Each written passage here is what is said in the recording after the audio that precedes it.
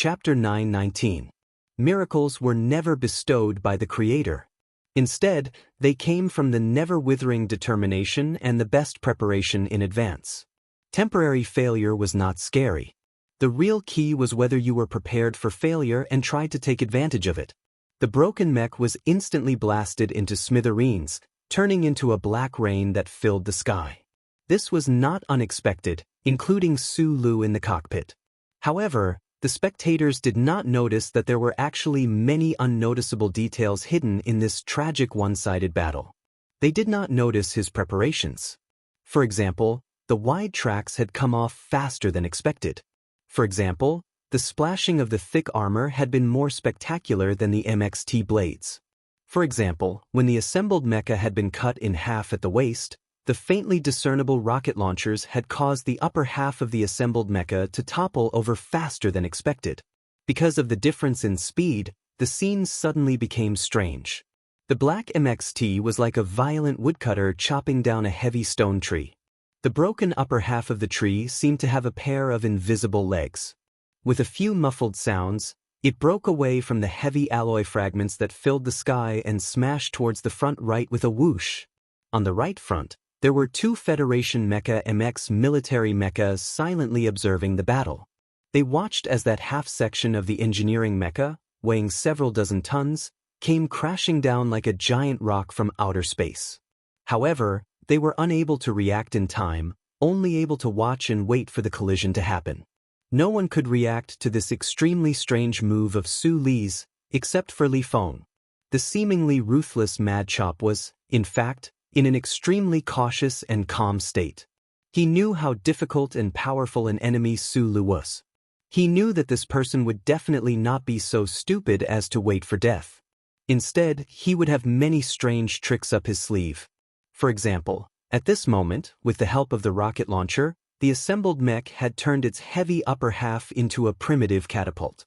It intended to escape from the black MXT's range of control and take the risk to subdue the enemy. Since he was prepared, he naturally did not panic. When that half of the engineering mech swept horizontally towards the right like a supernatural scene, the black beheading happiness mech under Li Feng's control seemed to have a few more highly sensitive monitoring systems behind it. With a swoosh, it turned around and the Daeron's autocannon at the front of the mechanical arm opened fire. The high-density rain of bullets was tightly sealed within an area of 30 square centimeters, turning into an extremely lethal straight line that chased after half of the engineering mecha in the air. Bursting, bursting, bursting, countless white flowers blossomed. The heavy half of the engineering mech was hit by more than 100 large-caliber bullets. It could not jump more than 200 meters. As if it was struck by lightning, it fell heavily on the wasteland of the Golan Highlands with a dull thud. Dust and gravel splattered everywhere on the hard ground. The clumsy half of the mech rolled around in vain. The charred body of the mech was a mess. Electric sparks shone sorrowfully between the raised panels. The battle was not over yet. This was just the beginning. Just as that half of the engineering mech fell to the ground, a clear splashing sound once again came from the cockpit door. 12 miniature self-ejecting rocket pillars exploded at the same time, and the heavy cockpit door was pushed far away with a bang. Su Lu stepped on the edge of the cockpit and exerted force in his legs. Using the terrifying initial speed of the ejection, he swept out like lightning, avoiding the dense rain of bullets behind him. Like a thunderstorm, he charged more than 100 meters. Then he turned around and gently landed on the target mech like a falling leaf. The Daeron's autocannon at the front of the mechanical arm of the black beheading happiness mech suddenly stopped firing. This was because Su Lu, who was sticking to the mech like a falling leaf, was constantly climbing and jumping. It was very difficult to lock onto him. What was more troublesome was that if Li Feng tried to use the dense rain of bullets to kill him, then it was very likely that the mech he was in would also be destroyed at the same time. Bang! The Federation pilot in the cockpit of the Black MX mech immediately reacted. He understood the real reason why Colonel Li Feng had stopped attacking. His eyes widened as he operated the heavy mechanical arm to smash down on the cockpit door of the mech. Even though this action was very likely to lead to his death, he did not hesitate at all. The large and hard mechanical arm smashed heavily on the cockpit door. The alloy door was clearly deformed, and an ear-piercing screech of metal could be heard. Su Lu stepped on the crevice of the Area 41 armor and narrowly avoided the attack. His body rolled like a falling leaf as he climbed straight up the shoulder of the tall mech. The construction mechanical repair arm on his arm began to move quickly, buzzing and vibrating. The duckbeak-shaped repair arm probed out and removed the hidden plate behind the MX mech's shoulder. A high-speed rotating drill bit quickly disassembled the 6 positioning screws. The densely packed data cables were exposed before Su Li's eyes. His face was expressionless as he gripped them with his hand. Then he used some force to slide them down. The plastic sheet cracked, and the data cables were truly exposed, including the core lines inside. His steady palm continued to hold the exposed core lines. The scorching power behind his waist surged out, passing through his wrist and instantly turning into a trickling stream under his subtle control. As those trickling streams passed through the core lines, they entered the MX mech's control hub. With a pleasant click, the cockpit door of the mech opened. Like a falling leaf, Su Lu gently stuck to the black MX mech, removing the guard, removing the screws, melting the cable, and then successfully opening the cockpit door. In total, Su Lu had completed 17 effective operations, all of which took less than 5 seconds. What was even more inconceivable was that while he was performing these operations, the black mech on his body had been trying to attack him without regard for mutual destruction. The heavy mech jumped and rolled madly on the wasteland like a lion trying to shake off the annoying mouse on its body. Su Lu was like a ship rolling endlessly at sea. Not only did he have to keep his footing, he also had to solve problems as quickly as possible. As the designer of the MX mecha, he knew all the minute details of this mecha and even every hidden design. And this was still not enough. He still needed to be the best mechanic in the world, a fisherman with the strongest strength, a cracker with the calmest and thickest nerves, and most importantly, he still needed to have the ability to control the mecha using the human body. Only then would he be able to complete this impossible task. In all of history, only Feng Yu had ever performed such a shocking feat in the green hills of the Heshi region's outskirts in the Donglin region. Today, Su Lu had finally done it. The cockpit door opened, and Su Lu floated in like a leaf. The face of the Federation soldier in the dark-colored pilot's uniform was full of shock. He did not understand why the central control system would suddenly lose control, why the cockpit door would open at this moment, exposing himself to the enemy in the morning light and cold wind. Su Lu grabbed his wrist like lightning and threw the pistol far away. Then he used 3 fingers to press against the artery below the soldier's earlobe. Turning his head, he saw only darkness outside the cockpit door. As they watched him charge into the cockpit, more than 10 Federation MX mecha crazily surrounded him. The high-speed rotating Darlin's autocannons were aimed in the direction of the cockpit door, forming a scene like that of a sleeping forest. However, no one opened fire. In many of the Federation military's rumors, the former Colonel Su Lu was already a character that was gradually becoming a legend. Today, after witnessing his legendary actions with their own eyes, these Federation soldiers were not only angry, but also in awe of him, not daring to act rashly.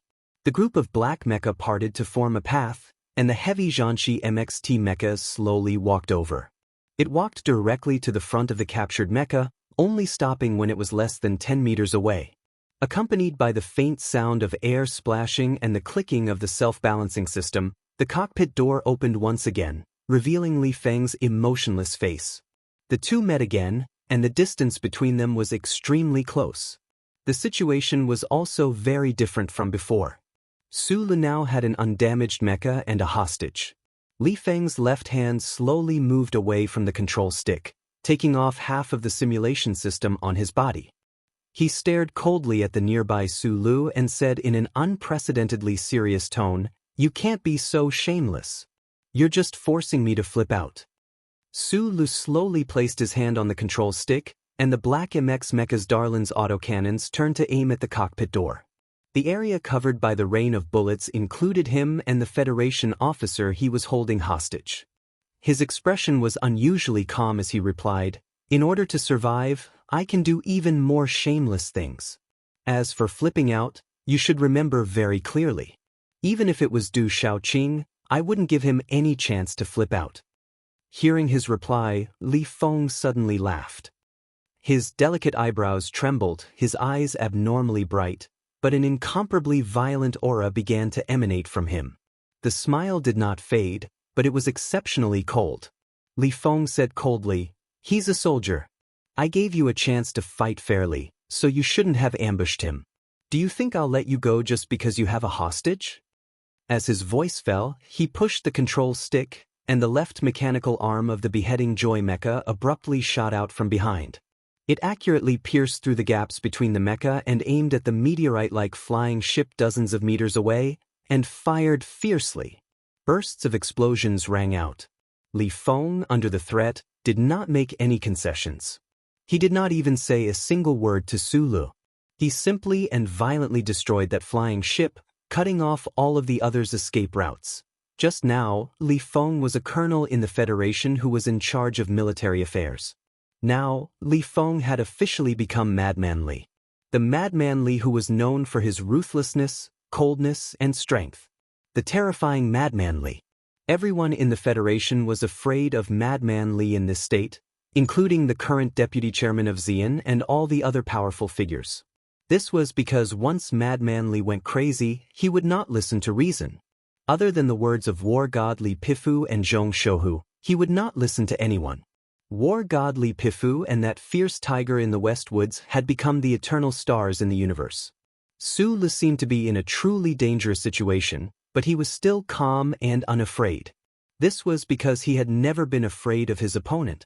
Whether it was Lin Yuan, Kaki, or Qing Qing, they had defeated the invincible Madman Li in the military, but they had never defeated him. Looking at the flying ship in the distance that had been blasted into pieces, Su Li's eyes slowly narrowed. His left hand gripped the pilot's throat, and he took a step forward.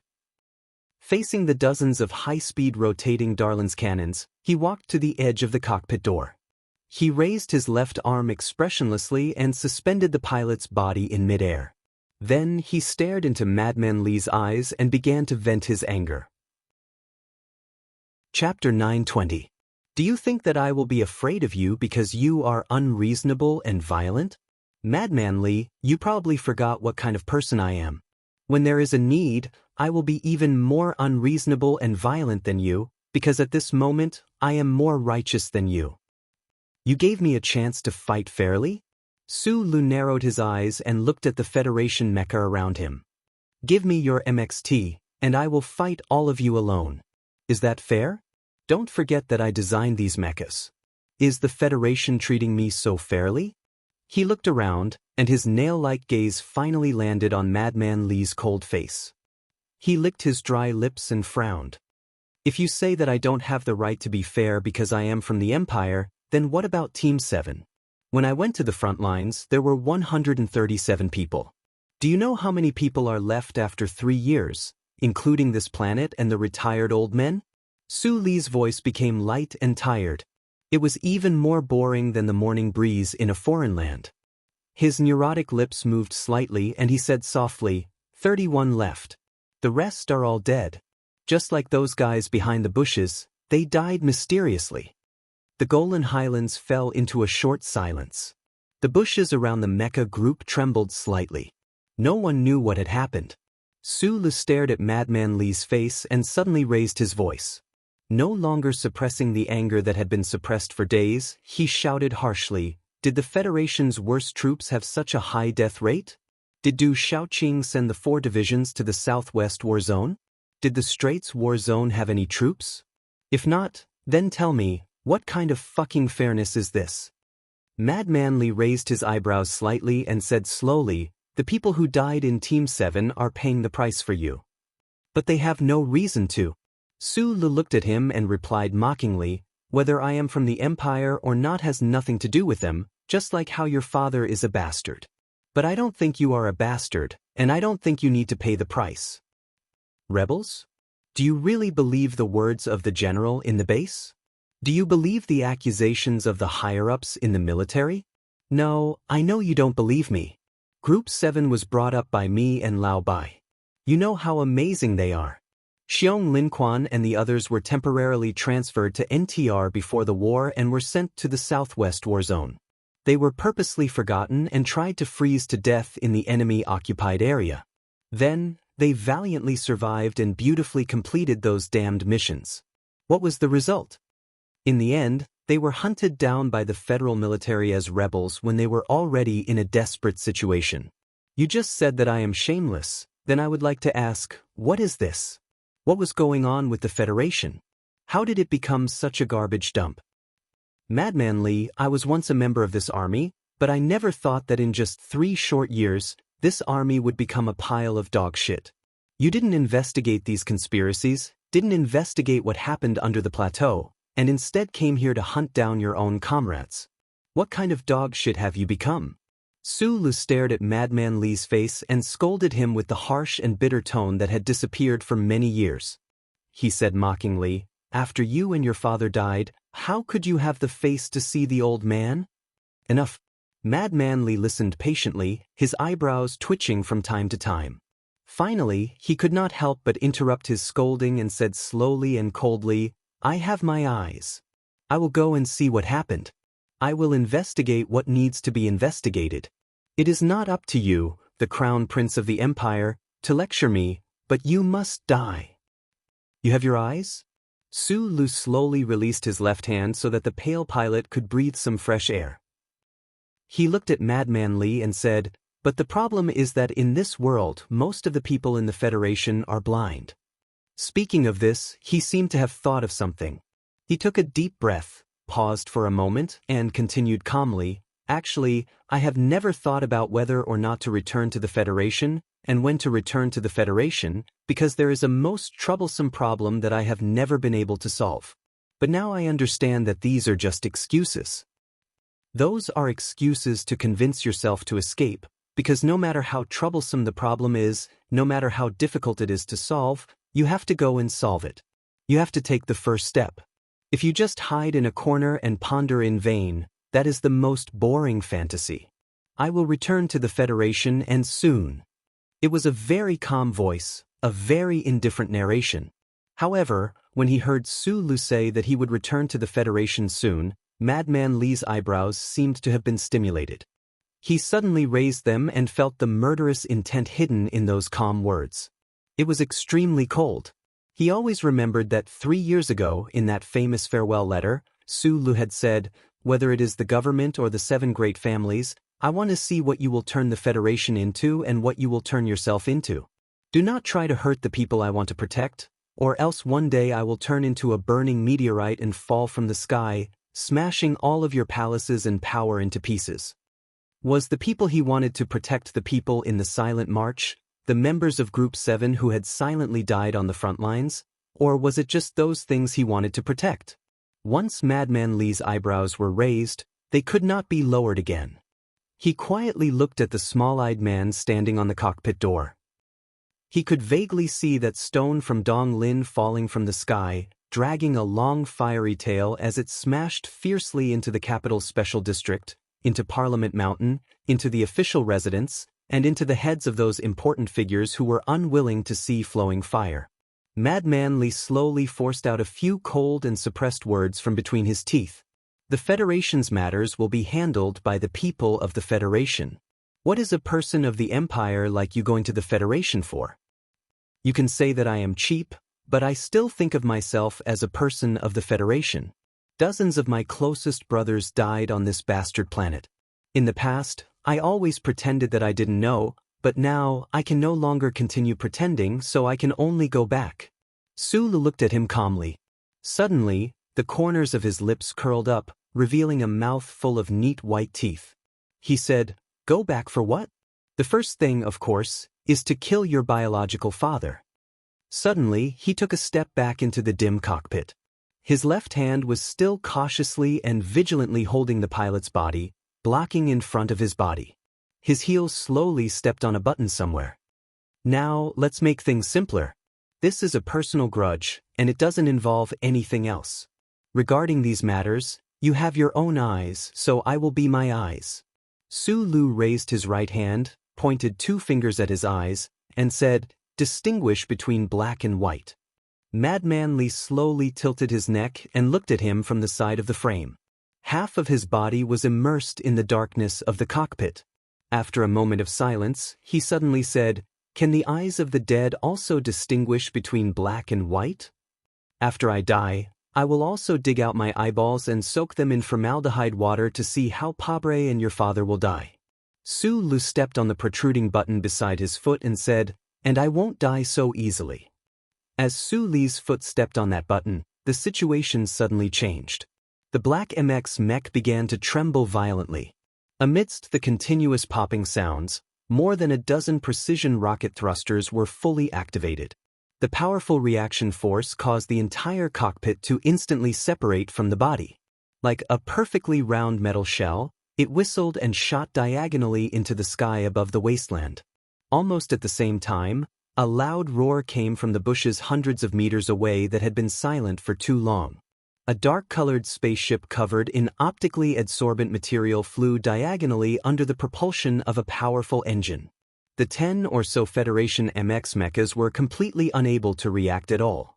They could only watch as the cockpit that had been ejected and the spaceship that had been hidden behind the bushes at some point in time completed an incredibly precise mid-air capture maneuver in mid-air. Then, it turned into a conspicuous line that tore through the blue morning sky, whistling away from the Golan Heights at high speed and flying out of the atmosphere. Perhaps it was July, but there was more than one meteor in the sky.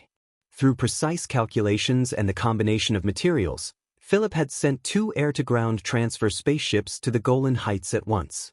The spaceship that was dragging Huawei was only a target used to attract the Federation's attention. The spaceship that was actually used to pick up people silently landed behind the bushes. When Su Lu was facing off against Madman Li and the 17 Federation mecha in the wasteland, Xiong Linquan and the others had already carried the stretcher and quietly boarded the spaceship. In order to prevent Lunatic Li from noticing the commotion on the other side, Su Lu had to stay on the field and perform a total of 3 precise and perfect ejection moves. His unbelievable mecha control allowed him to complete this move, and in the end, he was able to climb high and retreat gracefully. Su Lu and the old man were invincible.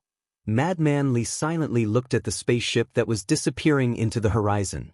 He didn't speak for a long time. Finally, the corner of his mouth twitched slightly. He muttered to himself in a low voice, 3 ejections. You're still so strong, but who can distinguish between black and white? The surrounding cockpits opened one by one. The pilot that was held hostage by Su Lu was also rescued. In the last moment before the cockpit was ejected, this pilot was thrown out. After a short period of unconsciousness, he woke up. His life wasn't in any danger. The morning breeze brushed past. More than 10 black mecha were looking at the eastern sky. These were the most outstanding soldiers of the Federation. Their faces were filled with resentment and anger.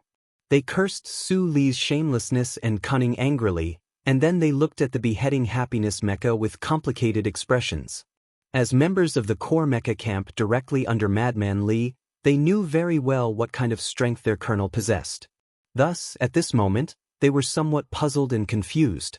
Why didn't their colonel do anything when the cockpit was ejected at the last moment? Yes, during the process of the last cockpit being ejected, with Madman Li's strong mecha control skills, he definitely had the time and opportunity to stop or knock down the cockpit.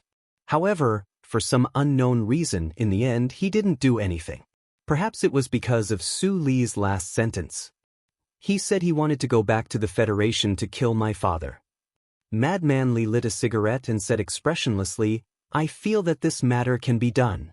I'm too embarrassed to do it myself, so someone has to do it. Chapter 921. There was a saying in the Federation that the thinner the lips, the colder and more ruthless the temperament of a person. This saying was hard to prove with Su Li's attitude on the surface, but when probed into the depths of his heart, it vaguely made sense. On the other hand, Madman Li was the opposite. He was the youngest colonel in the Federation with thin lips. If he hadn't been willing to silently protect Du Shaoqing for 3 years, he might have already become the youngest general in the history of the Federation. In the eyes of many people, he had a ruthless and cold temperament. As he watched the spaceship leave, he could coldly discuss how his own father was about to be hunted down by someone like Sulu. In reality, however, not many people could touch the true fire in his ruthless body. The military vehicle driving towards the base shook uneasily. The cigarette swayed uneasily between his thin lips. From time to time, he would flick out a few wisps of smoke, smearing the glass for a moment before disappearing without a trace. Just like the thoughts that were rapidly flashing through his mind at this moment. Before Du Shaoqing was transferred back to the capital ring, he had a long conversation with him in the battlefield graveyard. During the conversation, the Federation General's greatest concern wasn't the war situation on planet Mo Hua after he left, but the internal problems of the Federation forces. The political atmosphere of the Federation, especially the capital special district's political atmosphere, had long been corrupted. The infamous Joint Investigation Department had long wanted to extend their tentacles into the front lines outside the Space Channel, but they didn't dare make a move due to Du Shaoqing's power and influence. Du Shaoqing was worried that after he left, no one would suppress the Joint Investigation Department, which had extremely high authority. He was worried that those filthy political conflicts would invade the forces, so he secretly instructed Li Feng to closely observe, pay attention, or guard against such anomalies. This seemingly difficult task was very simple for Li Feng because he was the grandson of the Lees of Philadelphia, the son of Chairman Li Jiedu, and everyone knew that the man behind the dark curtain was none other than Li Jiedu. As per Du Shaoqing's instructions, Li Feng had been keeping a vigilant eye on the 17th Division. Even after being sent to the Straits to take charge of the battle, he had not forgotten about this matter.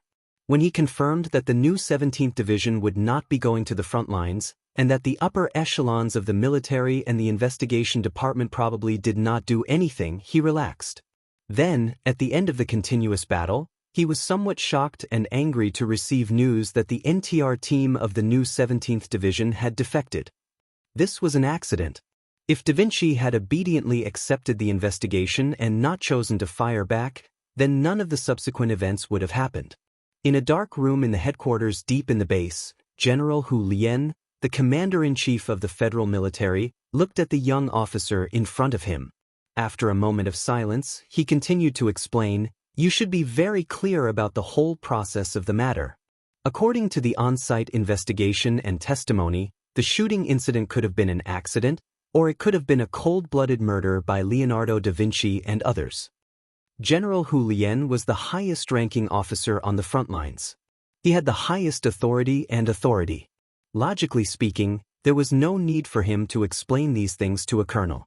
However, because of the other party's special identity and the ruthless aura hidden under his calm expression, he had to explain. Li Feng's thin lips slightly opened. There was no emotion in his voice. An accident and murder are two completely different concepts. But in the end, people died.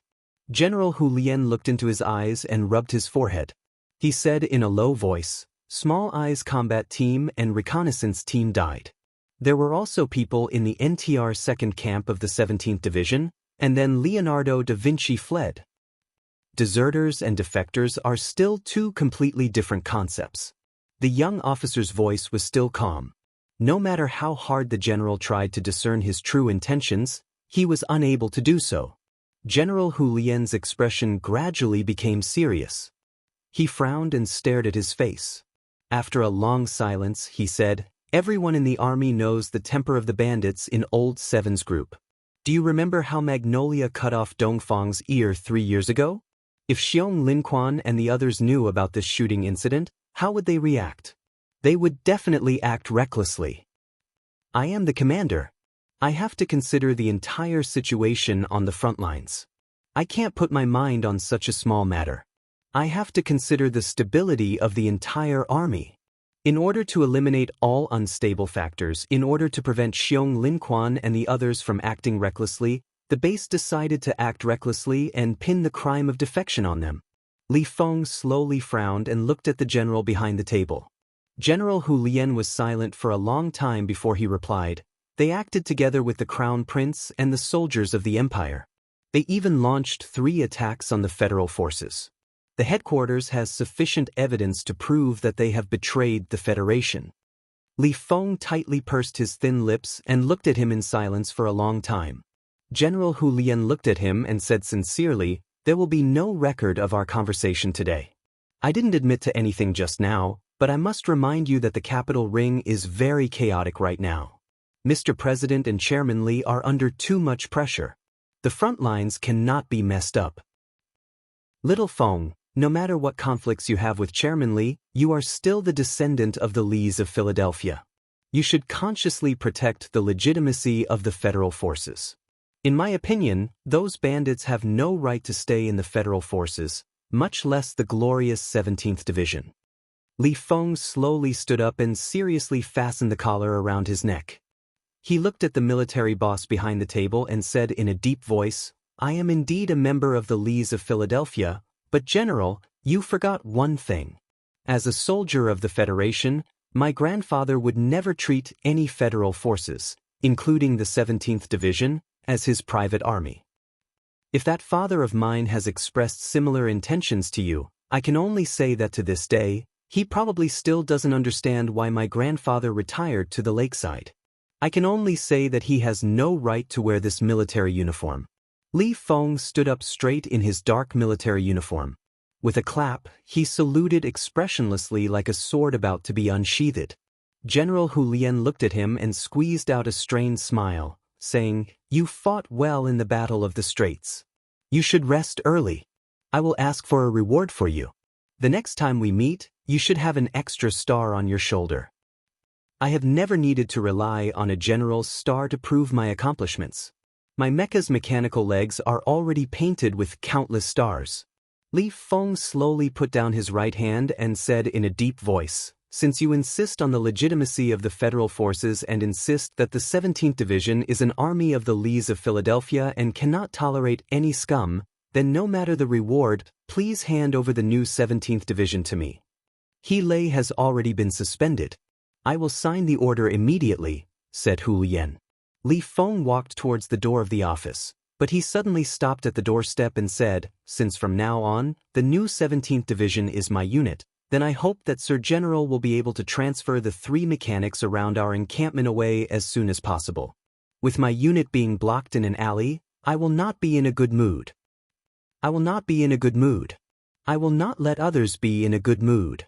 The armored military vehicle roared as it drove out of the forward operating base, rushing toward the area where the new 17th Division was stationed. Li Feng lit up another cigarette, causing the cigarette and his tall and strong body to sway uneasily at the same time. His slightly furrowed brows contained a storm. He sat in the front passenger seat with a few officers in the back. These officers were the assistants or supervisors that war god Li Pifu had specially chosen for him after he had caused a ruckus on Parliament Hill and smashed Senator Zion's office. Many years had passed in a flash. These officers had followed him through the West Woods and entered the Empire. Their loyalty and ability were unquestionable. Feeling the strangely oppressive atmosphere in the car, no one spoke. One of the staff officers had been staring at the screen on the workbench on his knees, and no one knew what he saw. He waved his arm vigorously, and then quickly reported to the front, "The letter of appointment has been filed. You are officially the acting commander of the new 17th Division." "What about the 3 mechanics around the 17th Division?" asked Li Feng expressionlessly. "The defense order has been issued. According to the time calculation, they would have already evacuated when we arrived," replied the staff officer. Li Feng shook his head and threw the cigarette in his hand out of the window. He said, "Other than being good at defense, Hu Lian's most famous skill is to flatter my father. For him to hand over the 17th Division to me so quickly means that the rumors are true. But I wonder if in a few more hours he will regret handing over the authority too quickly." In the shaking military vehicle, the staff officers looked at each other. Although they did not speak, they could see the excitement in each other's eyes. They knew very well that the calmer the young acting commander in the front passenger seat was, the crazier he would be. "Get me a copy of all the orders and records of the NTR unit immediately. Look for old Luo in the headquarters for this matter. Top secret document. His authority level is not enough. Just say that I want it. If anything happens, I will take responsibility for him, even if it is the Bureau of Proclamation. Yes. Also, Li Feng frowned slightly. Thinking of Su Li's words before he left, he said, "Investigate what exactly happened with the earthquake at the BG Plateau." A battered military vehicle drove into the military camp in the desolate twilight. Smoke and dust could be faintly seen in the distance. It was probably the movement of the 3 fully equipped mechanics. The scene of hundreds of mechas activating at the same time. Although it was not in front of one's eyes, one could imagine how magnificent it would be. His military boots stomped heavily on the ground. Madman Li walked out of the military vehicle. There was no emotion on his face, only a violent rage that was almost impossible to suppress. On the way, he had already obtained all the secret records and completely understood the so-called rebel army's command and pursuit, so he no longer hid his true emotions. He did not care to hide them. "Get out! Get out! Get out!" The young acting commander's burly body burst into the military camp. The military police who were ordered to monitor the 17th Division were directly blown away by a series of thunderous roars. Walking into the new 17th Division headquarters, the first thing Madman Li did was to stop Helei's confinement. Then, he gathered all the officers of the new 17th Division above the rank of colonel for an impromptu meeting. "My name is Li Feng. From today onwards, I will be the acting commander of the new 17th Division." Chapter 922. This was Madman Li's opening speech as the new commander of the 17th Division. For an outsider to declare his ownership of an ace division of the Federation, he seemed so righteous and rude. Hua Xiaoxi, Amy, and the other officers of the 17th Division looked at each other silently, but even with their arrogance, they did not raise any objections. Just as Hu Lian had said, in the eyes of everyone in the Federation military, the 17th Division was born with the surname Li. History and tradition began with the military god Li Pifu. After the reorganization, the new commander, Yu Qinghai, was Li Pifu's chef. In the past, the candidate for commander had been Su Lu, who was personally chosen by Li Pifu. Until today, the grandson of the Lis of Philadelphia had finally made his debut. It's not so easy to be the commander of the 17th Division. Madman Li looked at Helei expressionlessly and said in a low voice, "My grandfather can do it, so can old Commander Yu. If Su Lu is not from the Empire, so can I. But you can't. Do you know why? Because you can't be like my grandfather, flying a broken mecha for 1,000 miles and killing the Emperor of the Empire. You can't be like Commander Yu, flying into a rage at the general my father sent to interrogate you all, like an old rabbit protecting its cub, ready to bite at any moment, daring to call Du Shaoqing a pretty boy to his face. You can't be like Su Lu, foolishly flying a 3-winged battleship through the space channel to chase after an Empire fleet. To become a true member of the 17th Division." Madman Li looked around at the officers in the room, and his gaze finally landed on Helei's face. He said sternly, "To be the commander of the 17th Division, you have to be more ruthless than anyone else." Helei's expression was very complicated. As the former acting commander, he had just come out of confinement when he was mercilessly scolded by the current acting commander. Moreover, the other's rank was the same as his, but he was much younger than him. Who could accept this? But at this time, the person lecturing with a sullen face was Madman Li. He had joined the army at the age of 12, and his mecha had produced countless legendary battle results. He had enough experience and background to scold these originally proud and powerful officers in the room. Lin Ai sat in the corner. He quietly listened to the first lecture of this acting teacher. He felt that there was something different between the lines. It was as if he was deliberately provoking a certain emotion in everyone, causing the atmosphere in the room to become irritable. This, young Commander Li, he took off his military cap, rubbed his bald head, and asked seriously, "I want to ask, under the current circumstances, what should the 17th Division do to be considered ruthless?" The officers of the 17th Division in the room all knew very well that the so-called current circumstances referred to the NTR unit of their division being ordered to carry out the most difficult mission, and then being framed as a traitor by the upper echelons of the military. Under the pressure of the Federation's investigation department and the pursuit of the Small-Eyed Combat Department, They had suffered heavy casualties, but they could do nothing about it. Madman Li did not answer his question. His eyes were downcast as he said indifferently, "The mecha unit under my command has already been handed over. I want to know where the mecha of the 17th Division are now, what their condition is, and whether they can fight. Other than the engineering-related mecha, our division has a total of 144 MX model military mecha, all in camp. The mecha group is in good condition, and their self-test frequency has not decreased. They are ready for battle at any time, but Commander." The new 17th Division Mecha Manager, Hua Xiaoxi, stood up to report. As time passed, his voice grew more and more excited, but also somewhat doubtful. He had vaguely guessed something but did not dare to believe it. He asked in a trembling voice, "Where are we going to fight?" "As soldiers of the Federation, wherever the enemy is, we will go to fight." Madman Li said a phrase very similar to Group 7's famous saying, and after a short pause he continued, "Whether those enemies are outside or inside the army." Hearing this, the officers of the 17th Division in the room finally understood what he wanted to do. The expressions on their faces fluctuated between shock and doubt, excitement and hesitation, and in the end, they were all replaced by an iron-blooded ruthlessness. All the officers, including He Lei, pushed back their chairs and stood up. With a clap, they stood at attention and saluted the acting commander behind the desk. Although they remained silent, their attitude was already clear. Acting Commander Li Feng, who had just entered the 17th Division's camp less than half an hour ago, led his subordinates in dozens of bulletproof military vehicles, leaving the camp in a cloud of dust. The convoy's destination was the base where the Federal Military Headquarters was located. The black explosion-proof tires rotated at high speed, letting out ear-piercing screeches from time to time. The stones in the field were crushed and sent flying in all directions, and the soft soil was thrown everywhere. Dozens of Federation military vehicles roared forward at the same time, dragging countless black and yellow tails behind them.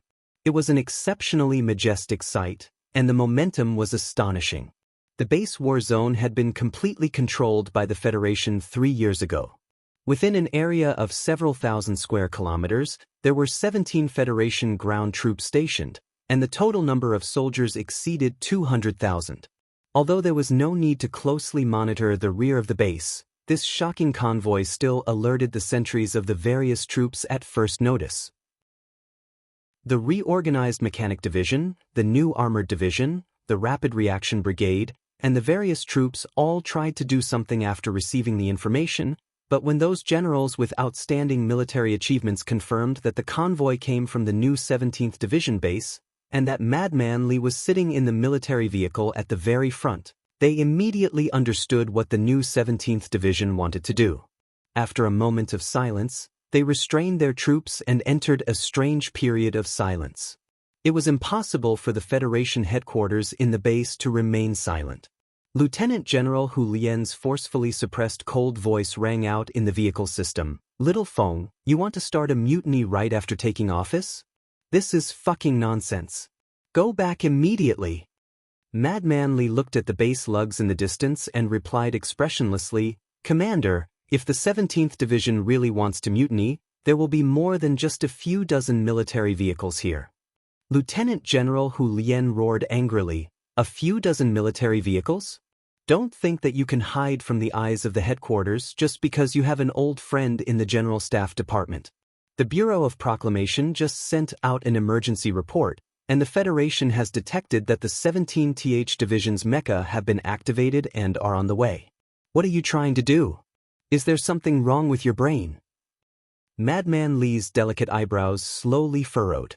He really did not expect that the tattered charter network of planet Mohua would be able to notice his deployment so quickly. After a moment of silence, he calmly replied, "Commander, as the acting commander of the 17th Division, I will be leading my division's Internal Affairs Department to the forward base to investigate some officers who are suspected of collaborating with the enemy.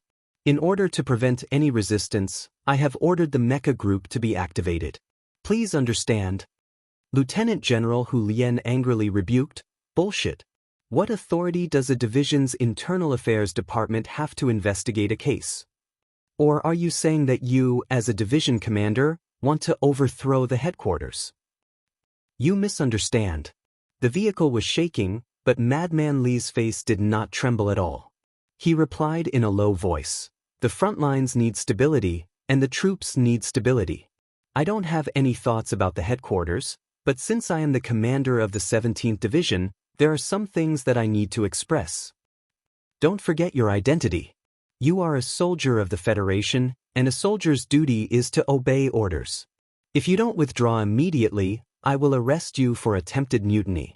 Madman Lee very succinctly replied with 2 words, "Welcome."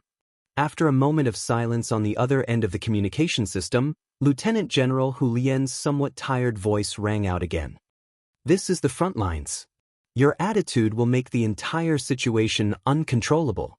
Little Feng, you should know very well what it means to have the Empire's people watching us from the north. If the base is in chaos, what it means. It is precisely because the Empire's people are watching us from the north that I must first remove the abscesses in the base. Otherwise, the soldiers fighting on the front lines will have to constantly be on guard against a cold shot from behind. How will this battle continue? This is a mutiny." Lieutenant General Hu Lien was clearly enraged by the convoy that the new 17th Division had sent out. He heavily slammed the table and roared angrily, "Even you can't bear this responsibility." Madman Lee slightly raised his eyebrows and said with a bit of mockery, "The responsibility of a mutiny on the front lines is great. I am only a temporary division commander, and you are the commander. You must bear this responsibility. Li Feng, you really are a madman." The convoy began to slow down, and the smoke outside the window gradually settled down. Madman Lee's raised eyebrows slowly calmed down, and he calmly replied, "Everyone knows that." Without waiting for the other side of the communication system to ask again, he ended the communication. Staring at the non-stop beeping of the communication system, the livid Lieutenant General Hu Lien's lips twitched slightly. He asked with a hoarse voice, "Have they boarded the ship?" Director Barry and the Federation Investigation Department officials haven't had time to board the ship. The staff officer behind the general nervously replied, "The scheduled landing time has passed, and the spaceship hasn't arrived at the base yet. The 17th Division headquarters once had a secret communication with the Federal Fleet. I don't know if this has anything to do with it." Lieutenant General Hu Lien placed both hands on the table, his shoulders slightly trembling. After a long period of silence, he ordered with a tired voice, "Suspend the defense of the base and withdraw all ground forces from Area Y3. As for the Federation Investigation Department, just inform them." The staff officer looked at him in shock, and then immediately sobered up. He understood that the general had finally chosen to retreat and betray the enemy when faced with the madness of Little Division Commander Lee. The gates of the base were opened wide to welcome the guests. The various heavy weapons hidden in the corners were silent and quiet like the girls in a nightclub. Facing the dozens of new 17th Division military vehicles that roared in, they were incomparably reserved and shy, not making any active reactions.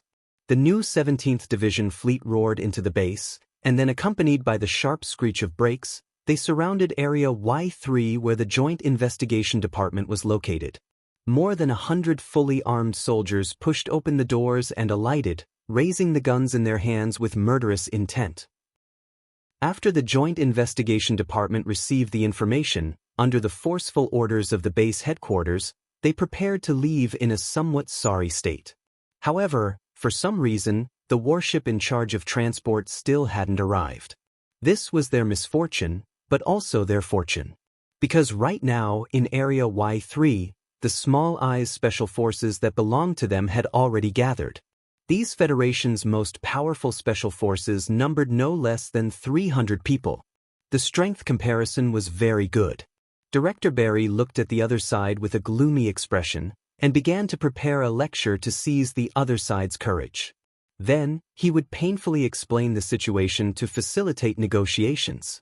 With a muffled bang, the doors were slammed shut. Li Feng slowly walked to the center of the field, facing the 300 Federation's most elite special forces, and said with an expressionless face, "There is no negotiation, only surrender." Chapter 923. The most powerful secret force against the most elite army soldiers, with the newest guns in their hands, seemed to be in a tense confrontation, but everyone knew who had the upper hand. The new 17th Division was the trump card of the Federation, but the small-eyed force was known as the most powerful special force of the Federation government. Countless bloody facts in the past 3 years had long proven this point. More than 100 ordinary soldiers of the new 17th Division wanted to take the guns of 300 small-eyed Special Force soldiers. No matter how you looked at it, it was impossible. But it was precisely in such a situation that Madman Lee walked out of the military vehicle and was too lazy to say anything. He said that there was no room for doubt. It seemed stupid and arrogant, but in fact, it was more of a contempt that originated from powerful strength. The elite special forces of the small-eyed unit stared at the young colonel who had delicate features but gave off a strong sense of oppression. They gripped the automatic guns in their hands tightly and frowned. They did not surrender. Instead, they raised the muzzles of their guns a little because of a strong sense of danger. The situation was urgent, and it was on the verge of breaking out. It was the appearance of some officials urgently needed. Director Bailey, who had just squeezed out an angry expression to hide the panic in his heart, saw the reaction of his subordinates and calmed down a little. He lightly coughed twice and coldly reprimanded, "Colonel, I order you to immediately withdraw your troops, or the Joint Investigation Department will arrest you with third-level authority." Madman Lee did not even look at him. He still looked at the black mass of Special Force soldiers in front of him with a blank face. His eyes swept across their military uniforms and the eye-catching blood-red small eye emblem on the left arm of the military uniform. After a moment of silence, he reprimanded with a slightly mocking tone, "You are not soldiers. What qualifications do you have to be here at the front line? Do you think you can become a soldier by wearing a turtle robe?" The fat on the tip of Director Bailey's eyebrows faintly twitched. In addition to the anger of being ignored, he was more puzzled. As a senior official who was transferred from the Bureau of Proclamation to the Joint Investigation Department, he only needed to answer to the President and Chairman Lee Jae-do. He had a very high authority. He did not believe that the crazy people of the new 17th Division would dare to mess around in front of thousands of people, let alone hurt him. Yes, he admitted that he was indeed very afraid of Madman Lee, but he firmly believed that even someone as crazy as this person would not dare to bear the crime of harming the Joint Investigation Department, because that would mean going against the Federation, which was equivalent to a mutiny or even a rebellion. Since that was the case, the new 17th Division seemed to have charged into the base with a murderous aura, but it was nothing more than trying to regain some glory. It was nothing more than Colonel Li Feng's new acting division commander trying to win the hearts of the soldiers, forcing the Joint Investigation Department to apologize and make a few symbolic concessions. Director Bailey firmly believed that his judgment was wise and correct, so he couldn't understand why these people were ignoring him. Even if they didn't want to negotiate for the sake of acting cool, how could he lower his head if he didn't negotiate? Madman Lee still ignored him. His eyebrows were like a wildfire that was about to burn. He stared at the 300 most powerful Special Forces soldiers of the Federation in front of him and said, "I know you guys are from Philadelphia and think that you are the best fighters in the world, so you are used to being arrogant." He suddenly raised his voice and spat out like a violent flame, "But in front of me, none of you have the right to be arrogant. I've been to all of your training halls and beaten up all of your masters. Before I, Wada, die, you bunch of trash from Philadelphia better not put the name of Philadelphia on your heads. The purpose of forming this unit is to kill Su Lu. More than 300 people have chased after him for 3 years, but you couldn't even cut off a single hair on his head. Before that small-eyed man dies, what right do you have to be arrogant? No matter how arrogant you are still trash after all." The more than 300 soldiers of the small-eyed Special Forces suddenly changed their expressions. Some of them finally recognized the identity of this ruthless young division commander in front of them and remembered the past in Philadelphia many years ago. They remembered the 12-year-old boy who humiliated all the training halls in Philadelphia. If it were any other time when this group of powerful Special Forces from Philadelphia were humiliated like this, they would definitely throw away all the restraints of discipline and use their blood to regain their honor. However, It was impossible for them to do so today because they were also facing people from Philadelphia. The back mountain of Feiqing City was the place where the essence of the Federation had been gathered for hundreds of years. The people there worshipped martial arts and were tough and aggressive. The dozens of training halls had cultivated many strong people like Kong Wu for the big families and powerful government agencies. However, the real reason why Feiqing City was famous and feared by the world was because of that old man, the family name that hung above Feiqing City like a crown. My surname is Li. I am Madman Li. The 300 soldiers with guns lowered their heads in respect. Some of the small-eyed special forces quietly placed their guns beside their feet. Scattered sounds of metal clashing sounded in the field. Although some of the soldiers were still holding their guns nervously and waiting for orders from their superiors, no one dared to look directly into Madman Li's eyes anymore.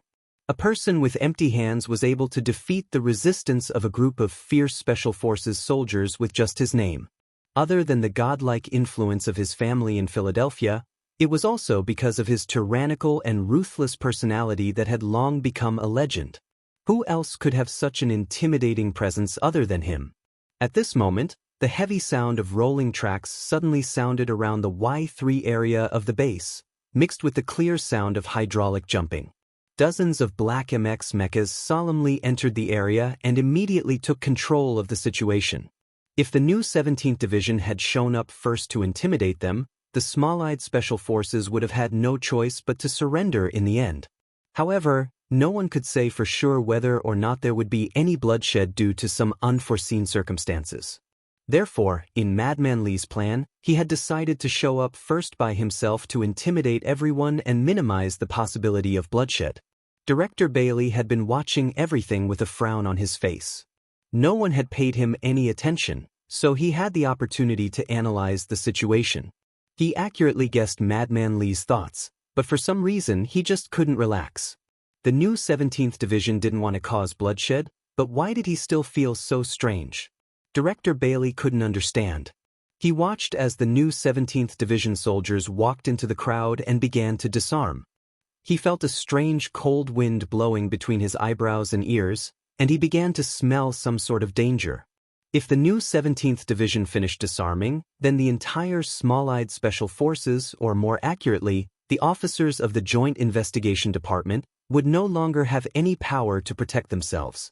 They could only become shivering white rabbits, waiting to be skinned alive or cut into 13 pieces and braised behind the back of HTD Bureau. Director Bailey's breathing quickened. He couldn't just watch the situation develop like this. In order to stop the other from disarming, he gathered his courage and looked at Madman Li angrily. "I'm going to report you to the Federation government. Madman Li, you must be severely punished by military law. Chairman Madman Li will not let you get away with this." By bringing up Li Jiedu's name, he didn't expect to be able to suppress someone like Madman Li, even though the two were father and son.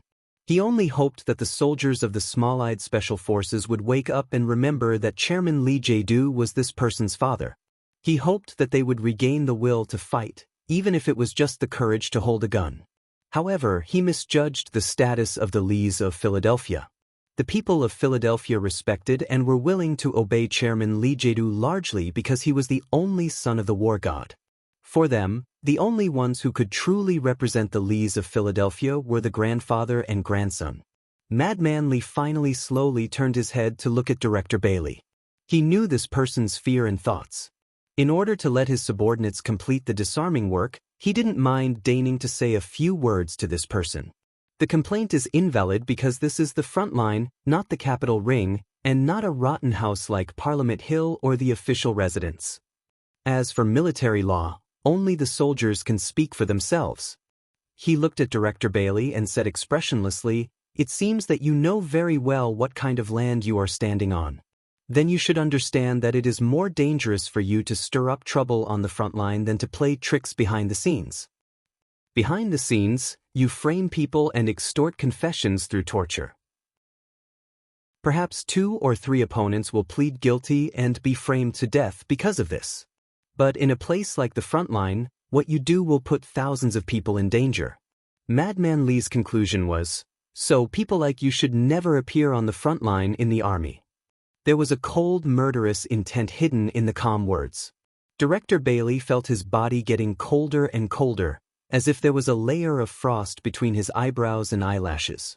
For some reason, his voice became unusually hoarse and slightly trembling as he said, "If there is any violation of the rules of the Joint Investigation Department, I am willing to accept questioning and investigation under the framework of the Joint Staff Committee.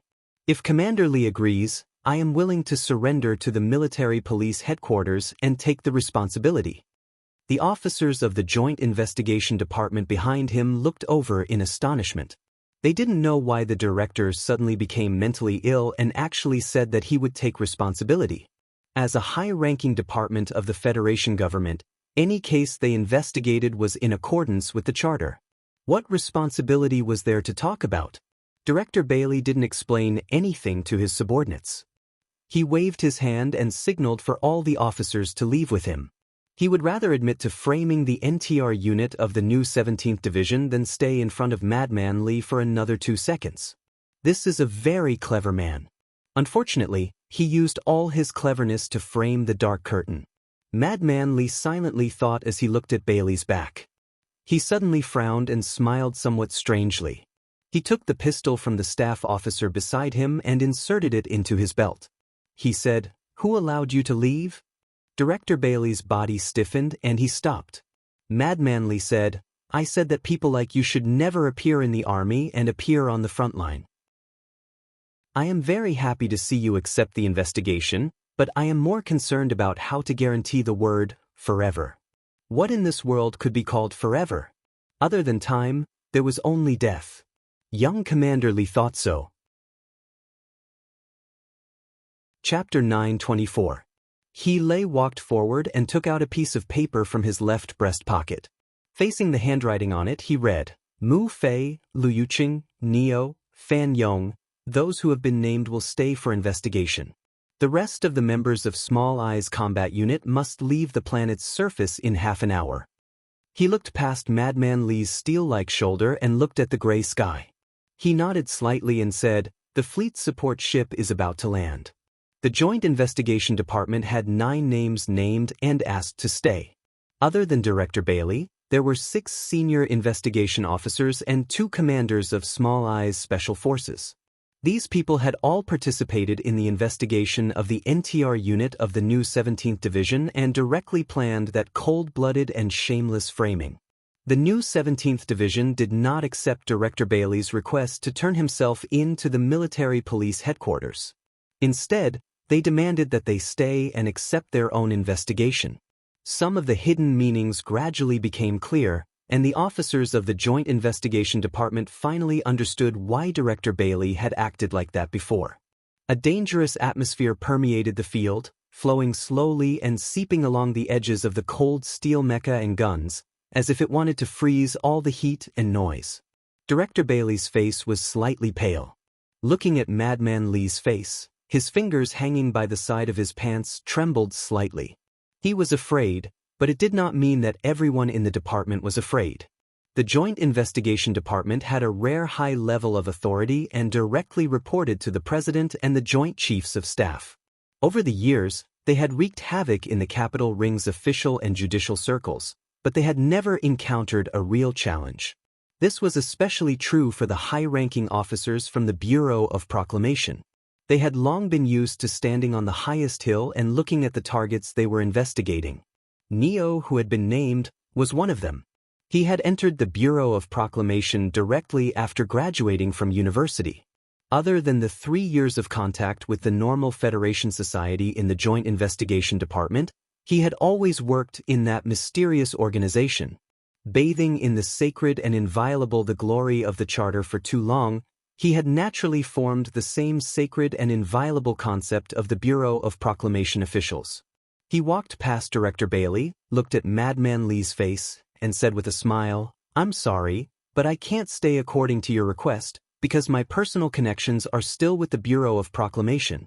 Although you have an amazing family background, I think you still don't have the authority to arrest officials of the Bureau of Proclamation."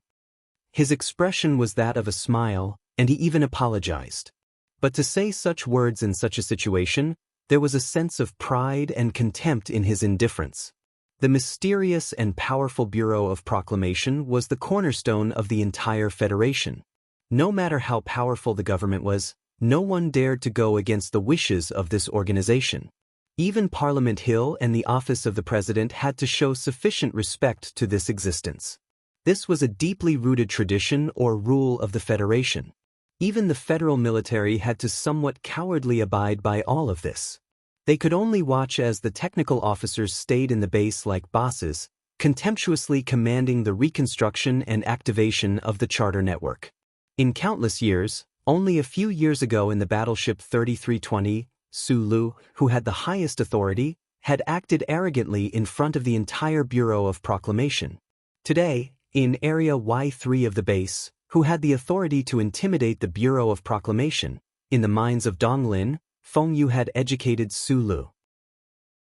In the wetlands of the suburbs of the capital, he had also taught Sulu. The glory of the charter was powerful, and its authority was terrifying, but in the end, it was still people who carried out the charter. This also meant that the upper limit of the glory of the charter's power was determined by the upper limit of the ability of the person carrying out the charter. Madman Li didn't know that his granduncle, who had fought against the glory of the charter for his entire life, had once made a precise plan for this situation. He simply carried out the highest rule in the army: whoever had a gun was the boss. Therefore, he raised the gun in his hand, aimed at the Bureau of Proclamation official called Neo, and pulled the trigger expressionlessly. Following the crisp sound of the gunshot, a spray of blood suddenly erupted from the back of Neo's head. Then, a deep bloody hole slowly appeared between his eyebrows, like the shocked and confused third eye of a monster. With a muffled bang, the Bureau of Proclamation official's body fell heavily to the ground like a sack stuffed with graphite ore. He bounced up slightly, then went stiff without feeling anything. The clear and spiraling sound of the gunshot reverberated throughout the base. It wasn't very loud, but it shook the eardrums of the 400 to 500 people a little and set off a storm in their minds. The soldiers of the new 17th Division didn't expect to see this scene, but after the shock subsided, they immediately felt an unprecedented joy. They felt pain for the innocent brothers who had died in the Southwest War Zone, and they felt joy for the bloody price of these sinister officials. Inside MX Mecha in the northwest corner, Hua Xiaoxi watched the scene seriously through the optical system. The corners of his lips cracked open slightly in silent joy. In the division headquarters, Madman Li had once told them that in order to become a true member of the new 17th Division, one had to be ruthless enough. That dead Bureau of Proclamation official was clear proof, so this is what it means to be ruthless. With just a few words, a high-ranking Bureau of Proclamation official was turned into an ice-cold corpse under Madman Li's gun. The elites of the Small Eyes unit naturally felt the complete opposite of the new 17th Division. Most of them stared at Madman Li's face with indescribable shock, trying to find a trace of ruthlessness or perversion on this young division commander's face, but they couldn't find anything. There was only calmness, or perhaps apathy. A small number of elites of the Small Eyes unit who hadn't been disarmed tried to pick up the guns by their feet under this mental attack, but then they heard the air behind them vibrate abruptly, stabbing into their backs like steel needles. Dozens of black MX Mecha adjusted their postures slightly like cold steel giants. Their bodies tilted forward, and the Darlin autocannons on their mechanical arms began to rotate at high speed at the same time. The shrill humming sounds stacked together, terrifying to behold. The stance of the new 17th Division was very clear. If the Special Forces of the Small Eyes unit dared to fire back at this time, then the mecha group with the absolute advantage would definitely not mind using tens of thousands of bullets thicker than fingers to turn them all into minced meat. Director Bailey was very cold. From the moment Madman Li stepped out of the military vehicle, this famous conspiracy expert who struck fear into the hearts of countless important figures in the Federation government and society had begun to feel cold and fearful. Until now, the chill had penetrated his chest and settled on his back, causing the beads of sweat to freeze. At the beginning, he hadn't understood why the new 17th Division wasn't willing to talk to him, and why Madman Li was ignoring him. Only now did he understand. Who would be willing to waste time talking to a person who was about to die? The new 17th Division's crazy charge into the Federation headquarters base was not to make the Joint Investigation Department bow their noble and proud heads, but to directly chop off their heads. Did they think they could just kill him and his people so easily? Did they not need to investigate, interrogate, or even assign a crime? Did they not need to use torture to extract some evidence, or forge some evidence? Director Bailey stared at Madman Lee not far in front of him, as well as the officers and soldiers of the new 17th Division who were in an excited and dangerous state. He couldn't understand this phenomenon that went against his aesthetic and political ideals. Under the threat of death, his slightly trembling right hand reached uncontrollably towards his waist, almost touching the gun handle. Now that the situation had developed to this point, everyone present was sure of one fact, a cold, cruel, and undeniable fact. The 9 people who had been named by Healy would definitely be killed by the new 17th Division today. One of them was already dead, slumped on the ground. 2 of the people who had been named were commanders of the Small Eyes Special Forces. As mentally and physically strong soldiers, they weren't willing to die just like that. Faced with such a cruel prospect, their gazes drifted towards the scene. Where their gazes landed, a few of the commanders who were loyal to the death stared at the ground beneath their feet. They didn't seem to have any interaction, but suddenly their bodies tensed up, and they pounced forward like ferocious tigers, holding military knives in their hands. Their target was Madman Lee, who was standing at the front. As long as they subdued this person, the Small Eyes Special Forces would be able to regain control of the current situation. At least they would have some room to bargain, and they should be able to save the commander's life. Several tiger shadows pounced, and in exchange, a few crisp sounds rang out. These reckless fellows were struck by a leg lightning bolt, and were sent flying more than 20 meters away. They spat out blood as they fell into the dust, and it was unknown whether they were dead or alive. They had charged over like ferocious tigers, and then turned into a few sick cats. That was because the young commander they had attacked was the Real Tiger. He was a tiger with the aura of the Westwood's thin tiger in his chest, a tiger that had grown up on the bloody battlefield. Madman Lee pulled back his right leg expressionlessly and turned his head to stare coldly at Director Bailey's face. He didn't look at the hand that was reaching for his waist, but his gaze gradually became violent, and he lashed out viciously like a flaming whip. "If you kill us, how are you going to explain it to the Federation?" Director Bailey asked in a trembling voice. "Even if you are Madman Lee, no one can protect you." "That's my problem. I brought the troops to the base to kill you, of course. Do you expect me to send you to the military court and instill the spirit of the law in the troops while I'm at it?" Madman Lee said, "I just said that the way soldiers solve problems has always been more violent and direct, and it's even more so for me." Area A1 of the base was silent, or rather, dead silent. After the new 17th Division entered the base, all the federal forces seemed to have disappeared into thin air, and all the heavy weapons seemed to have lost their effectiveness at the same time. Director Bailey looked in the direction of the headquarters, and he knew that some people were coldly watching this scene in the dark. He knew that no one would come to save him, and he sank into true despair. Then he turned around and saw Madman Lee's flaming gaze. As if burned by the heat of the gaze, his right hand uncontrollably gripped the handle of his gun, and he suddenly pulled it out and aimed at Madman Lee's body. The second gunshot of the day. The muzzle of the gun in Madman Lee's hand emitted wisps of smoke. It wasn't to pity Director Bailey, who was lying in a pool of blood on the ground, but to pay tribute to those comrades who should have died on the battlefield, but had died in the hands of despicable people.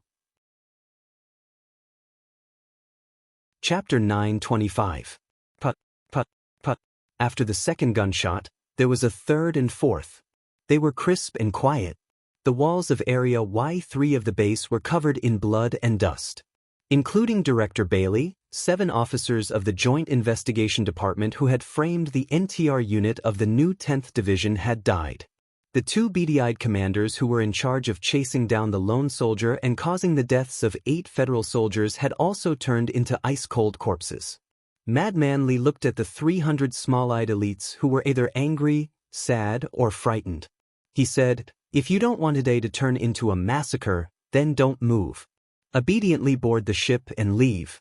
You aren't real soldiers, so you don't have the right to stay on the front lines. When you return to the capital ring, tell your highest commander. He continued, that Chairman Lee Jae-do. I don't care what he's doing behind the scenes, but if he dares to send those officials and you to the front lines next time, I'll kill every single one of them I see. In the depths of the base, in the room that seemed to always be dark, the highest commander of the Federation military front lines, Lieutenant General Hu Lien, looked at the young colonel in front of him with a livid face. He slammed the table angrily and reprimanded him sternly. Using a violent machine to execute high-ranking Federation officials without trial, and 9 of them at once. Where did you get the guts to do that? Li Feng's expression was no different from when he was supervising the executions in Area Y3 of the base. He was still calm and indifferent. Only the clear light in his eyes showed that he had already shaken off that crazy and violent mood. He wasn't interested in listening to the commander's reprimand. His eyes moved around the dark room. He felt that after Du Shaoqing left the front lines, the windows of the headquarters room seemed to always be covered with black curtains. It made him feel a little unhappy. Do you know? If this matter spreads, it will definitely become the biggest scandal in the history of the Federation military. I don't care if you are some bullshit war hero or the youngest colonel commander, you will be finished. Lieutenant General Hu Lien angrily tore open the military discipline buckle and pointed at his nose. It's one thing to kill those 2 small-eyed commanders, but you dare to kill the officers of the Joint Investigation Department? Don't forget that there are 4 people in there from the Bureau of Proclamation. How are you going to explain this to the Bureau of Proclamation? How do we explain this to the Federation? Li Feng replied expressionlessly, if Director Cui Zhedong has an opinion, I think he will directly target me and not put pressure on the military. Lieutenant General Hu Lien was suddenly at a loss for words. His fingers trembled as he didn't know what to say. As for why I want to kill people, you should know very well that a character like Director Bailey will only use those dirty tricks to bite people like a mad dog. If such a person stays at the front line, the mood of the soldiers will become worse and worse, and it may even cause a real mutiny. Lieutenant General Hu Lien gradually calmed down. He looked at him with a frown and asked with a serious expression, how do we deal with this matter next? You executed a government official in public. No matter what, you can't hide it. According to military regulations, battles where the death toll does not exceed 10 people do not need to be reported to the Ministry of Defense, and the rear agency has no right to ask. Li Feng replied. Today, 9 officials were executed in the Y3 area of the base. The limit of 10 people was not exceeded. As long as the frontline forces kept it a secret from top to bottom, it would not be difficult to turn this bloody incident into a surprise attack by the Empire. Lieutenant General Hu Lien stared at his calm face. He wanted to confirm whether this was an excuse that he had thought of beforehand, or if it was just a moment of inspiration. For the first time, he realized that there was actually such a meticulous strategic ability in the body of this crazy young man. Suddenly, His Excellency felt like Director Bailey was already dead. He silently thought to himself, if the military regulations of the Federation limited the death toll to more than 10 people, then how many people would have died in the base today? Would he have died? Let's not talk about the glory of the Charter. Even if all the soldiers in the frontline forces kept silent about this incident, how are you going to make those 300 small-eyed soldiers shut up? The special forces of small-eyed soldiers belong to the 1st Military Region. We all know who these people belong to. After knowing the truth about the explosion of the ancient bell, Madman Li no longer called that person father. After a moment of silence, he said, Chairman Lee Jae-do can make them shut up. I believe that President Pabre also doesn't want the media to know about this incident. As for you, Mr. General, now that Su Lu is no longer in the army, I am the only hero. If the military doesn't protect me, who will they protect? Li Feng said, to be more precise, the military would rather protect me than you. So if you want to protect yourself, you must first protect this incident. As for how to make the frontline forces forget about what happened today, I'll leave it to you. Lieutenant General Hu Lien's beard trembled slightly, representing the anger in his heart. As the highest commander in the Federation's frontline, he did not find the slightest bit of respect or even equality in the tone of this young commander in front of him. This young man's attitude was as if he was the commander. However, he could not be angry because the bloody incident caused by the new 17th Division did not involve the headquarters. If the new 17th Division or Madman Lee insisted on finding out who was responsible, how could he and the headquarters stay out of it? I've said before that the army cannot be in chaos, so this incident will not involve you. However, I think today's incident should wake you up a little. Su Lu has returned to the Federation. Madman Lee detonated a bomb without any warning. He stared at Lieutenant General Hu Lien, whose expression changed drastically, and said, "A lot of things will happen in the capital ring. Those things are not something you can get involved in." Lieutenant General Hu Lien frowned and did not say anything. Madman Lee looked at him and said with slight mockery, "If you had the right to get involved in those things, Commander Shaoqing would not have been transferred back by His Excellency the President." Huai Chaoshi definitely knows about this. The Empire's army will definitely not let go of this opportunity, so your current mission is to command the army and prepare for another battle with the Empire's army. Li Feng said, "And my mission is to fight the Empire's army under your leadership, and at the same time, crush all the bugs that come from the rear to cause trouble." Lieutenant General Hu Lien knew that this was the condition the other had proposed. After a long period of silent consideration, he slowly nodded. Perhaps there really was a wall in the world that could block out all the gales, but there was definitely no secret that could be hidden forever, at least for Li Jiedu, who controlled all the secret organizations of the Federation government. In less than 2 hours after the cold-blooded shooting incident on planet Mo Hua, the detailed report of the incident had already been delivered to the table in front of him. In the report, the details of the incident were described in an extremely objective and calm manner, as if the narrator was on the scene, or even one of the people involved. This was the work requirement that Li Jiedu had for the Joint Investigation Department. He believed that this objectivity had nothing to do with the person involved being his own son. The slightly cold coffee was still rippling in the porcelain white cup. Li Jiedu walked to the window and looked at the cold scenery of the capital. Looking at the leaves swaying under his feet after the rain, a self-mocking smile appeared on his calm face. The incident report was suppressed by him. Except for His Excellency the President, no one in the capital ring knew what his own son had done at the front line. There might be rumors after the incident, but so what? Because I'm your father, you can't kill me to avenge Commander Zhong, so no matter what you do, I have to cover it up for you, because you're my son. Li Jiedu looked out of the window calmly. Thinking of his son who he had not seen for 3 years, countless light years away, he sighed silently in his heart. The major battle at the front line has ended. The battle at the strait on planet Mo Hua was a complete victory. Colonel Li Feng, who is that madman Li, fought particularly fiercely. The only bad news is that the team of the Joint Investigation Department stationed at the front line was ambushed by a special force of the Empire in the Southwest War Zone. 7 senior officials and 2 field commanders were killed.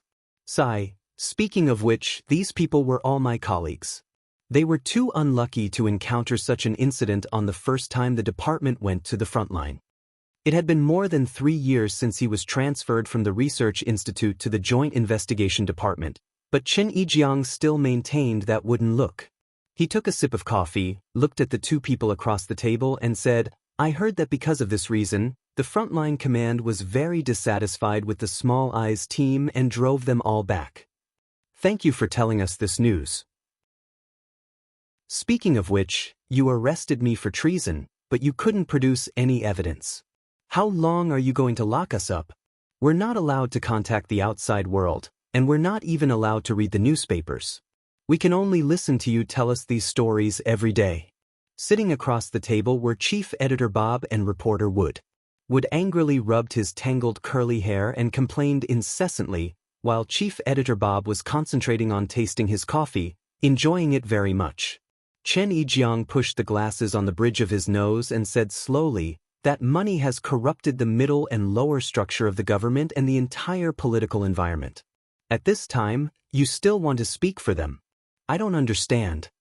Wood leaned his body on the chair and looked at him mockingly. Does criticizing the government mean that you're speaking for those big families? But Mr. President and the government always want to do something good. They want to change the current decadent federation status quo and achieve true democracy. What is true democracy? Is it the democracy that those thugs in South Kazhou want to kill your whole family? Wood's harsh and vicious tone made Chen Yijiang very uncomfortable. Although this kind of chat over coffee every few days had been done many times, it was still in a state where no one could convince the other. You think that the election under the control of the big families represents true democracy? The Federation needs unity the most now. What Mr. President needs most now is support, not doubt. If we don't unite, how can we win this war with the Empire? If the government doesn't use these strong means, how can the entire political machine operate well and support this war? The body of the Federation has decayed too much. If we don't use a sharp knife, how can we cut off the rotten flesh and restore health? Chapter 926. Wood mocked with a smile. You seem to have memorized more and more political terms after a few chats. You seem to have read Mr. President's speech many times, haven't you? Chen Yijiang scratched his head embarrassedly and said, yes. Wood mocked. Pabre is quite fast with the knife. He's not worried that he'll cut off the good meat that isn't abscesses anyway. Chen Yijiang hesitated for a moment and said, there are always some inevitable sacrifices. Bob had been drinking his coffee in silence and with a smile. After hearing this, the smile on his face gradually disappeared. He put down the coffee cup and said softly, this has been repeated many times. An involuntary sacrifice can't be called a sacrifice. It can be called being sacrificed or murder. At 5 o'clock in the afternoon, Chen Yijiang got off work. Bob and Wood looked at the raindrops and body pieces on the window with ugly expressions. The light in the room suddenly brightened up and shone on the faces of the two reporters. Every wrinkle and the tiniest spot were illuminated clearly. It was not until now that the haggard and exhausted faces could be seen clearly. Having been restricted by the Federation government for more than a month, the life of a prisoner was definitely not the luxurious afternoon tea time that it used to be. For people with strong enough minds, their bodies were on the verge of collapse. Behind the unusually bright light that made it impossible for people to get rid of their tiredness through drowsiness were several officers of the Joint Investigation Department in black formal suits. Their faces could not be seen clearly, only vague outlines could be seen, and the cold and sharp sound of metal grinding could be heard. Citizen number SL6546789321553, Bob. Citizen number SL6556083524565, Wood. According to Article 4, Section 77 of the Patriot Act, your detention will be extended by 7 days. The Joint Investigation Department has completed this reading in accordance with the Special Authority Act and the authorization of the Bureau of Proclamation. Wood covered his eyes with his hands and roared angrily, why?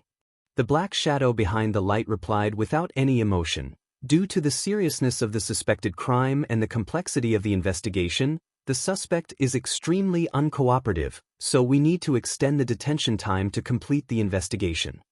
Wood angrily grabbed his tangled curly hair and slammed the table, shouting, do you want to keep us locked up like this forever? The black shadow replied, of course not. According to the Special Authority Act, the maximum detention period of the Joint Investigation Department will not exceed 1 year. Wood fell into silence. He rubbed his sunken eyes and no longer spoke. The official in a black suit sat down. His eyes fell on Wood's thin face along with the dazzling incandescent light. He took out an electronic notebook and asked in a deep voice, regarding the special report in the Capital Special District Daily, how much money did you personally receive from the Sanlin United Bank? There was no answer, only silence. Reporter Wood, your annual salary is more than 10 times the average salary of the Journalists' Union in the 70 years of the constitutional calendar. How do you explain this? Can we interpret this as a transfer of benefits from the Sanlin United Bank to you? This question could be answered. Wood was the only reporter in the Federation who could use a group of entertainment paparazzi to dig out so many secrets of Senator Macklin. Naturally, he was qualified to receive the highest level of salary. However, Chief Editor Bob and Wood had answered this question too many times. They knew that it was meaningless, so they still remained silent. Chief Editor Bob, the next question is directed at you. Among all the chief editors of the big newspapers on Old Newspaper Street, you are the only one who does not own a share in the newspaper. There are 3 unnamed shareholders of the Capital Special District Daily. Are they your agents? What are you trying to hide? The high salary was bribed by the rich, but not having a share in the newspaper was considered a conspiracy. No explanation was needed. The Federation government did not need their explanation at all. They only needed them to admit their guilt, so they still remained silent. The 2 of you are famous in the Federation's news industry. I have always respected you, but I did not expect that you would betray your conscience for money. The official behind the light said sarcastically, but please rest assured that the Joint Investigation Department has never used torture to extort confessions. I'm going to have a cup of coffee. Do you want to listen to a song? The song was a dance song, but it was not graceful. The electronic noise blended in a very narrow range. If they heard this dance song on the street, Bob and Wood would at most smile with a coarse tobacco and laugh at each other's taste in their hearts. However, when the dance song was played at a volume beyond the human endurance, it became the most unbearable torture. The music had just started, and the volume was not turned up to the maximum. The officials had not yet walked out of the interrogation room. Like a good student who loved to show off, Reporter Wood raised his right hand high and shouted, "I admit it. I admit." Beside him, Editor-in-Chief Bob, who had an extremely complicated expression on his face, raised his left hand and shouted, "I raised my hand first. I admit that we did accept the black money from the Sanlin United Bank and deliberately framed the president." After saying this, the 2 of them looked at each other and saw the fear in each other's eyes. The so-called true warriors would never look at a stone in front of them and kick it. They would rather take a detour. This was what they thought. Where is the money? Through which channel was it transferred?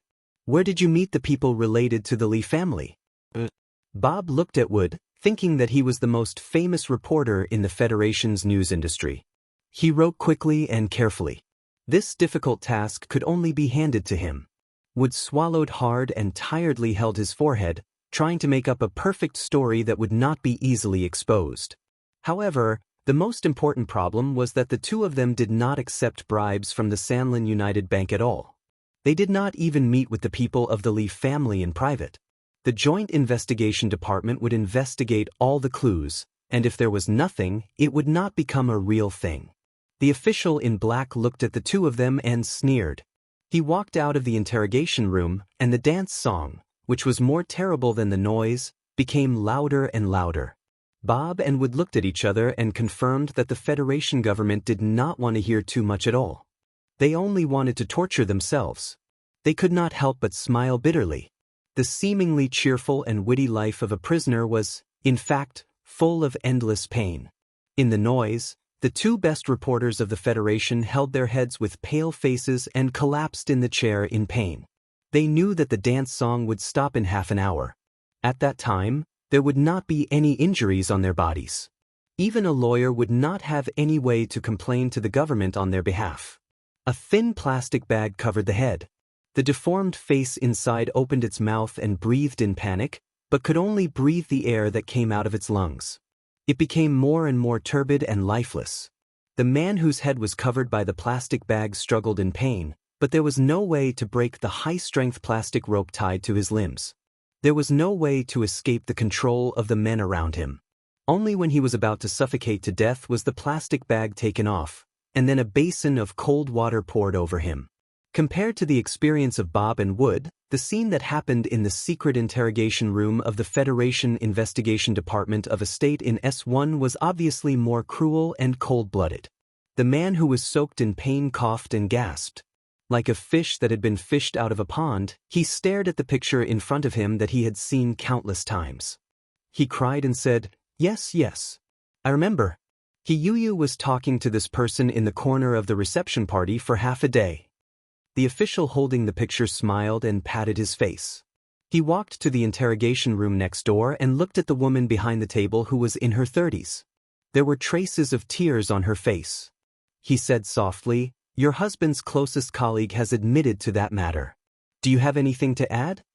In the 37th constitutional era, the empire had quietly planted several seeds in the soil of the Federation. The most famous of them were, of course, Sulu and Macklin. Other than them, there was also an intelligence officer named Hiyuyu. Because according to the investigation of the Federation, it was he who gave the top-secret itinerary of the ancient clock to the Empire, which eventually led to the explosion. In other words, this seed of the Empire was the most important person in the death of Zhong Shouhu. However, the truth was, before he was arrested by the hardliners of the federal military, Hiyuyu didn't even know that he was from the Empire. At that time, he was 36 years old. He had a waitress wife and a cute 4-year-old daughter. At this time, the woman behind the table in the interrogation room was Hiyuyu's wife, Rosie. She stared at the official with frightened eyes and said in a trembling voice, "I don't know. I don't know anything. I have never seen the person in the picture." The official's face quickly darkened.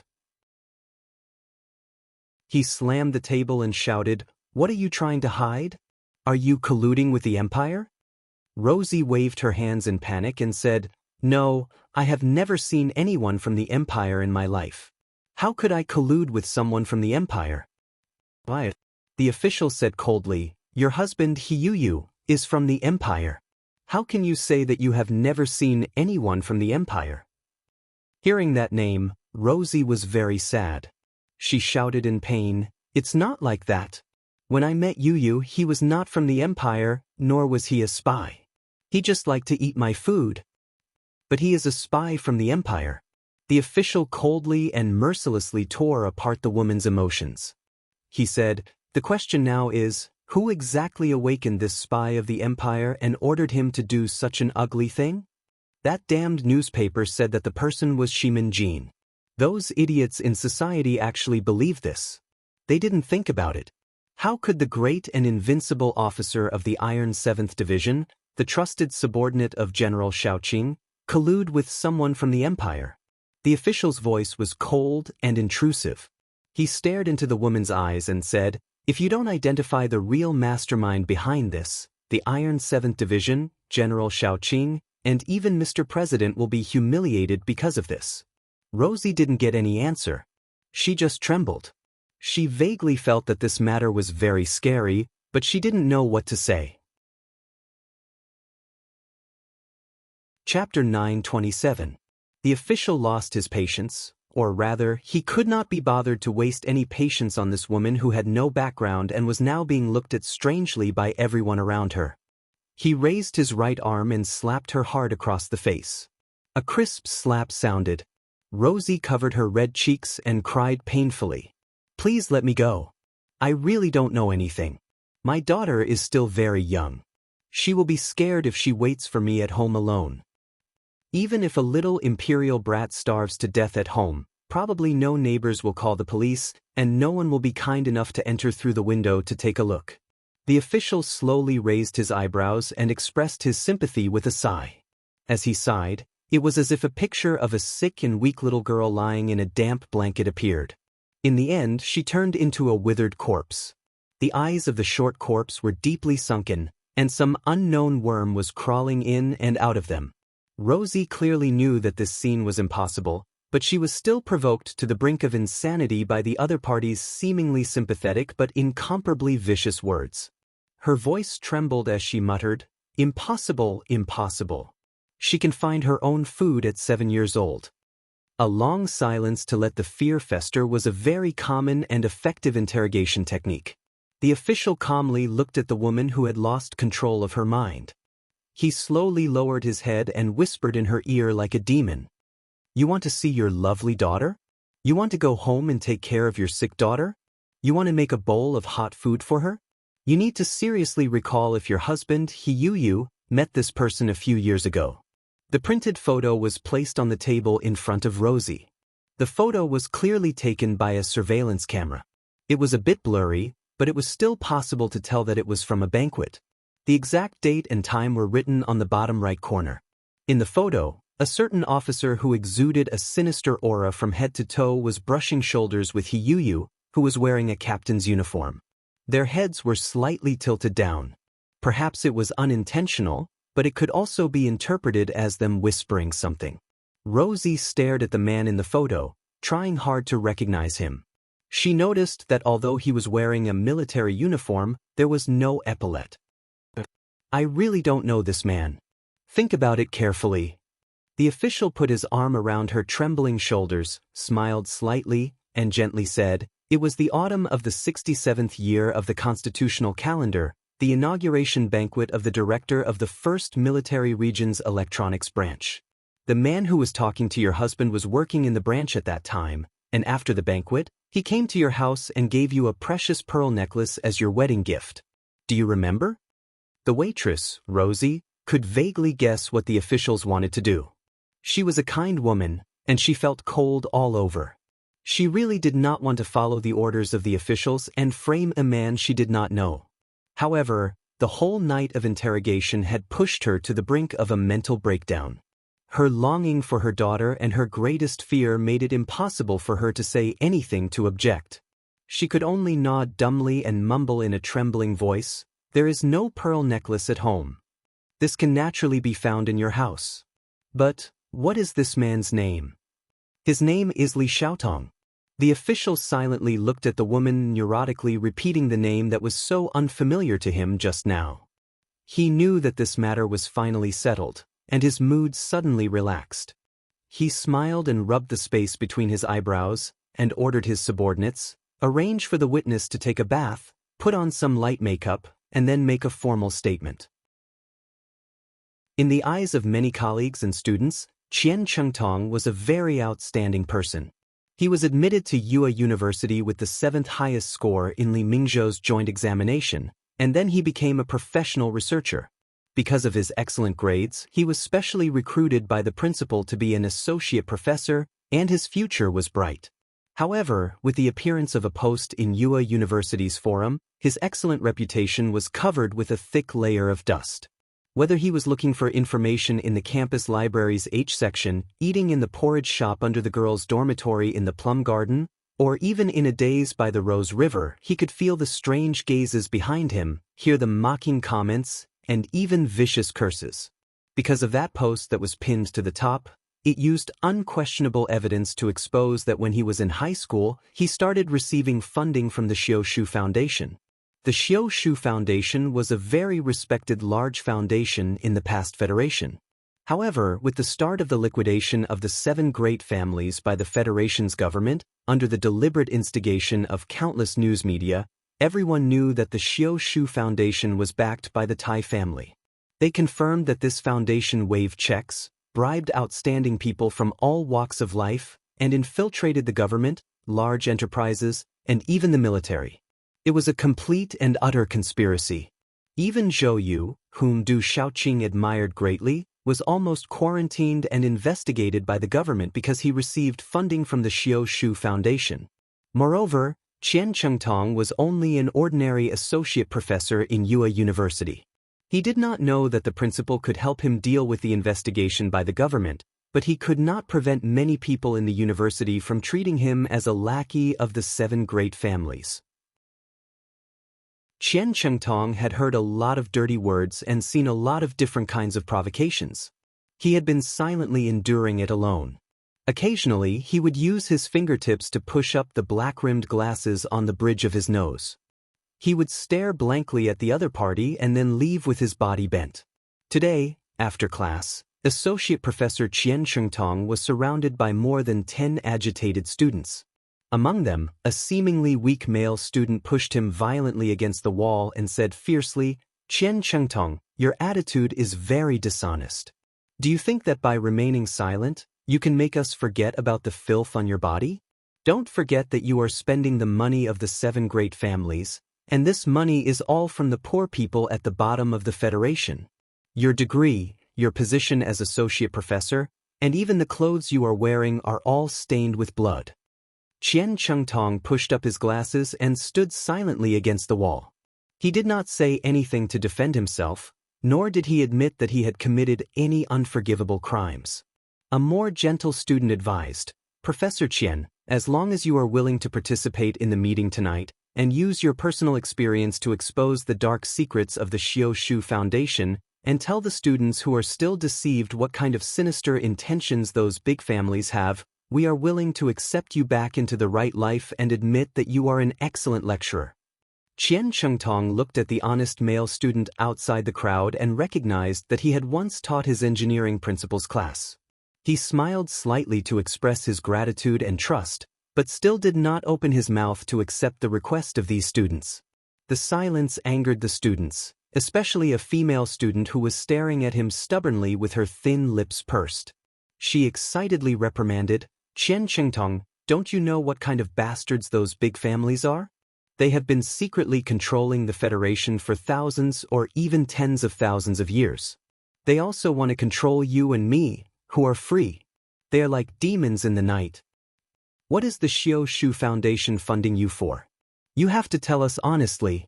The big boss behind this evil foundation is the bloody queen of the Tai family. Do you know how many wild horses she has raised in the back mountain of Mocho? How much beef does she eat every day? How many accomplices does she have in the government? How many justice lawyers and prosecutors have been secretly persecuted by her? That woman actually dares to threaten the government with the crystal mine, and even wants to interfere in this just war." The agitated female student spoke until her voice was hoarse, blue veins popping out, and even had an inexplicable crying tone. She pursed her thin lips and shouted, "You still don't admit your mistake." Qian Chengtong looked at this face that was distorted because of excitement, anger, and grief. He pushed up his black-rimmed glasses and smiled. The agitated female student was called Lin Chia. She was a famous campus movement leader at the Rose River School and a fanatical supporter of President Pabre. She was quite pretty, and 2 years ago she had written a love letter to him. But Qian Chengtong did not like her. It had nothing to do with the relationship between a teacher and a student. It had nothing to do with her delicate appearance. He did not like the overly passionate emotions in her love letter. He did not like the aura between her eyebrows. He did not like her neurotic narcissistic smile from time to time. In short, he just did not like her. So he rejected her. After that, Lin Chia participated in the election for the president of the student council, but failed. She also failed in the election for the president of the Department of Student Council. Until the last year, she became more and more excited at various gatherings on campus. She seemed to have suddenly found a stage for her to shine, and instantly became a so-called influential figure. Qian Chengtong quietly looked at her fanatical performance and remembered the equally fanatical words in the love letter. He could not help but smile and say, "I won't admit my mistake." When the students who were besieging him heard him speak, they became a little quieter. Qian Chengtong pushed up his black-rimmed glasses, looked at the students, and said softly, "I don't know who the bloody queen is that student Lin is talking about. As for those accusations, they should be completed by the judicial authorities, not by newspaper reporters." After a pause, he continued calmly, "If student Lin is referring to Lady Tai, I have to say that I have never seen a big shot like Lady Tai. Yes, I did accept funding from the Xiao Shu Foundation, and I signed an agreement promising that after graduation, under the same conditions, I would have priority to work for the foundation." The students began to become restless. Associate Professor Qian Chengtong laughed at himself and said, "Why did you accept funding from the Xiao Shu Foundation?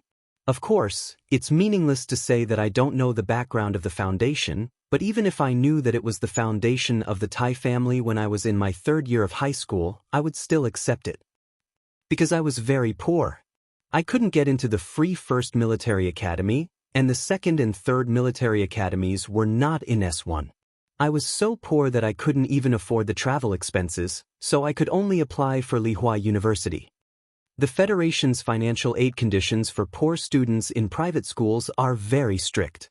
The courses I studied were too heavy, and there was no time for me to work and earn money. Student loans and scholarships. I started to apply for them when I was in my 1st year of high school, but the loan never came and the scholarships were taken away by students whose grades were not as good as mine for reasons that I didn't understand. Qian Chengtong looked at the snow hanging on the branches like pear blossoms, and calmly said, "I wanted to study, and I had the ability to study well. At that time, only the Xiao Shu Foundation agreed to provide me with a long-term interest-free loan without asking for any reason, just looking at my grades. Only then did I dare to enter Lihua University." He retracted his gaze and looked at the students around him and asked, "If it were you guys, what would you choose?" Lin Chaya was sensitive and saw pity and ridicule in his eyes. She didn't know why, but it was difficult for her to suppress the anger in her chest and abdomen. She screamed, "These are all excuses." With a slap, she slapped Qian Chengtong hard in the face. The sound was like a war drum. Some of the students who didn't know what to do turned the silence in their hearts into shame and anger, and angrily pushed Qian Chengtong to the ground. Someone took out a pot of dye from the classroom and poured it on him. Beat to death this unrepentant lackey of the 7 great families. Snow covered the earth in the late winter. The quiet and beautiful campus of Lihua University was occupied by chaos and fanaticism, and the students' slogans echoed between the corridors. "Down with the 7 great families. Long live President Pabre."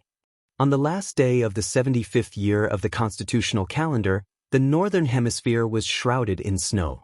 On this day, the Federation Post revealed the contents of the New Year's speech in the official residence in advance as usual.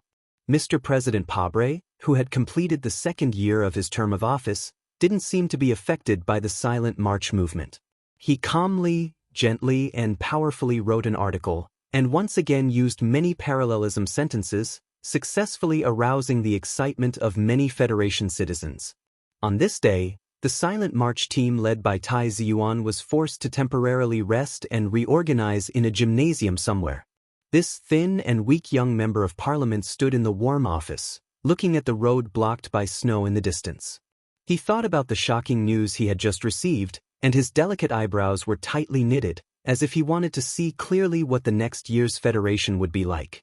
In his New Year's speech, President Pabre requested all the Federation citizens to endure this period of economic depression in order to survive the several years of continuous space war.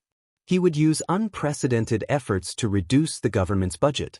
Everyone had to make their own contributions and work together to overcome the difficulties. For the Federation's final victory, no one had the qualifications to enjoy special privileges. The Food and Drug Administration of the Federation was a department jointly managed by the government and the Bureau of Proclamation. It wasn't very famous in the Federation, but in fact, it held a lot of power. All food and drug regulations, including synthetic meat, had to be approved by this department. The former director of the Food and Drug Administration, after struggling for 2.5 years because of his close relationship with the Nanxiang family, was finally stripped of his position by the official residents because of a very inconspicuous mistake. The new director was Dr. Webb. This doctor was deeply trusted by President Pabre because he was responsible for treating Miss Padella. He also provided a lot of wisdom in the medical reform, so when he took over the position of director of the Food and Drug Administration, he was respected by his subordinates and didn't encounter any resistance at all. On the last day of the 75th year of the constitutional calendar, Director Webb went to Hong Kong to attend an important joint meeting in the snow. It seemed that he was destined to not spend the new year in his warm home. However, in the back seat of the bulletproof car, there was no unhappiness on his face, and there was a very subtle pride hidden in his calm wrinkles. The phone rang. After he picked it up, he didn't speak, just smiled. "Brother, I have entered the board of directors of the Federation Medical Association." Because of the existence of the Bureau of Proclamation, Director Webb couldn't intervene too deeply in the food industry, but the pharmaceutical industry, with an annual output of trillions of dollars, would provide him with a steady stream of remuneration from today on. When President Pabre was at his worst, there were only 3 staff members in the law firm. In addition to the president and his wife, there was also Descartes, who was expelled from the Faculty of Law of the Capital University. The young student who was in charge of miscellaneous jobs at that time finally became the most powerful official in the Federation's Ministry of Commerce 20 years later. On this day, Descartes, the chief assistant of the Federation's Ministry of Commerce, secretly flew to Bermuda. However, The welcoming ceremony at the Bermuda airport was so grand, with beautiful women and flowers lined up to greet him. It was believed that the real secret couldn't be kept. But Descartes didn't mind. The real secrets of officials were always in places that the public couldn't see. For example, that night at dinner, he received a huge check, so he forgot that the check was written by the most notorious arms smuggler in Bermuda. For example, the next morning he pushed away the naked woman in his arms, opened the window, and saw the beautiful manor that belonged to him. He was so happy and satisfied that he didn't care how many bodies of Bermuda slaves were buried under the blooming roses in the manor. Because of the war, the Federation's economy stagnated and even had a hint of depression. Before the war, the experts who said that the war would lead to rapid technological and economic development in the Federation were now all silent. A worker in S2 Oak State looked at the meager salary in his pay card and could not help but sigh softly. He had joined the 3 major industrial unions, but he did not join the Silent March movement, nor did he join the other faction to support President Pavel. He only wanted to work honestly and diligently, and then earn some deserved rewards, and live a small life that was not rich but warm and fulfilling. However, with the price of goods rising so much, it seemed that there was no way to live a simple life. The orphans of East Lenaxi State's Gulu Street had long felt that their lives couldn't continue. Following the shortage of crystal mines and the lack of new mining disasters, most of the orphans grew up. The number of the youngest orphans was extremely small, so the government very simply and directly cut off the welfare subsidies. But even though the number of orphans was small, those orphans still wanted to live a better life. 2 13-year-old youths stared at the black market beef in a dark stall, continuously swallowing their saliva. They wanted to steal and rob, but the scars on their wrists constantly reminded them that those black market traffickers weren't much more loving than the government officials.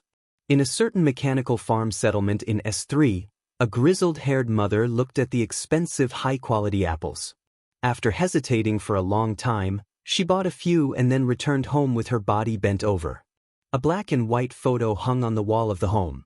In the photo, a young Federation soldier had a solemn expression, as if he was still alive to protect his hometown and his elderly mother. The mother placed 3 beautiful crystal-like apples in front of her son's portrait. Then, trembling, she stood on tiptoe and gently kissed the portrait. Then, she sat back on the shabby sofa, crying silently. In the New Year's speech, President Pabre said that the Federation's greatest enemy now was the barbaric and cruel people of the Empire and the families hidden in the shadows. The greatest danger they faced was those sinister ideologies, such as capitulationism, conspiracy theories, and decadent aristocratic hedonism. In order to defeat those seemingly powerful enemies and achieve true democracy, freedom, and peace in the Federation, the people had to consciously prevent the invasion of these sinister ideologies from the root. Director Webb, who had just finished a meeting in Harbor City, sat tiredly on the luxurious leather sofa in the luxurious suite. After confirming that all the attendants had left, he took out a Cinefil pill from his pocket and swallowed it. Turning on the phone, the director changed into a silk pajama smuggled from the Empire. When the drug took effect, he put his hand under the pajama and began to fondle it through the smooth silk. His breath was getting heavier and heavier. As Mr. President's most trusted subordinate, Director Webb had always been very cautious. He would never let anyone catch him in any way when it came to the relationship between men and women. The screen on the wall was playing the thrilling female slave porn, which was enough for him to feel excited, because this was something that the Federation absolutely didn't have. Fortunately, the Empire had it. After a few seconds, the bureau chief let out a satisfied sigh and reluctantly turned off the television. He couldn't help but feel a little envious of the lives of the Empire's aristocrats. Other than silk, they had a lot more. If the Federation's troops were to invade Tianjin Planet, should he ask the president for a chance to become a special governor? The chief commercial assistant, Descartes, was enjoying a medium-rare steak. The Bermuda smuggler beside him said, "This is specially cooked according to Lin Yuan's taste. The sauce is excellent." Descartes pulled a white napkin and elegantly wiped his lips. He smiled and said, "Although our common goal is to destroy Lin Banshan, such artistic enjoyment must be preserved." Everything had to be sacrificed for the Federation. However, every time something big happened, the people who were sacrificed were always the most ordinary people who had no right to speak. What were they sacrificing for? Why were they sacrificing? Everything had to be for the Federation. There were no special privileges. However, before the 7 great families were defeated, a new special class had appeared in the Federation government. Everything had to be for the Federation. There was a need to resist erosion. However, the Federation government led by President Pabre no longer needed erosion. The officials he trusted, or had no choice but to trust, were already corrupted. The Secret Investigation Department relied on the authority granted by the Bureau of Proclamation, the Patriot Act passed by Parliament Hill, and the restrictions of the judicial system. They relied on their own will to arrest all kinds of suspects in various states and used the most effective methods to carry out cruel interrogations. The building in the Capital Special District was always brightly lit. The interrogations didn't stop every night. The red little eyes painted outside the iron gate for 3 years seemed to be shedding tears of blood because of exhaustion. They were professional, hard-working, and cruel. In the military camp in the southern suburbs of the Capital Special District, the Iron 7th Division and the 3 rapid anti-tank brigades from the garrison area that were called back from the front line canceled their New Year holiday. They were undergoing arduous training in the cold weather and snow. With riot shields and rubber bullets, as well as the silent steel mechas standing in the distance, the officers and soldiers were topless. They were breathing out hot white steam as they struggled to get up in the cold snow in silence. They were solemn and brave, but they could also be cruel. With the arrival of the new year, hundreds of thousands of Pabre's supporters held grand rallies in various places to show their support for the New Year's speech. The people in the south jumped into the sea happily, swaying their hips enthusiastically. The young students in the north chased each other in the schoolyard while giggling. Round snowballs bloomed on their bodies and walls from time to time, like the New Year's fireworks.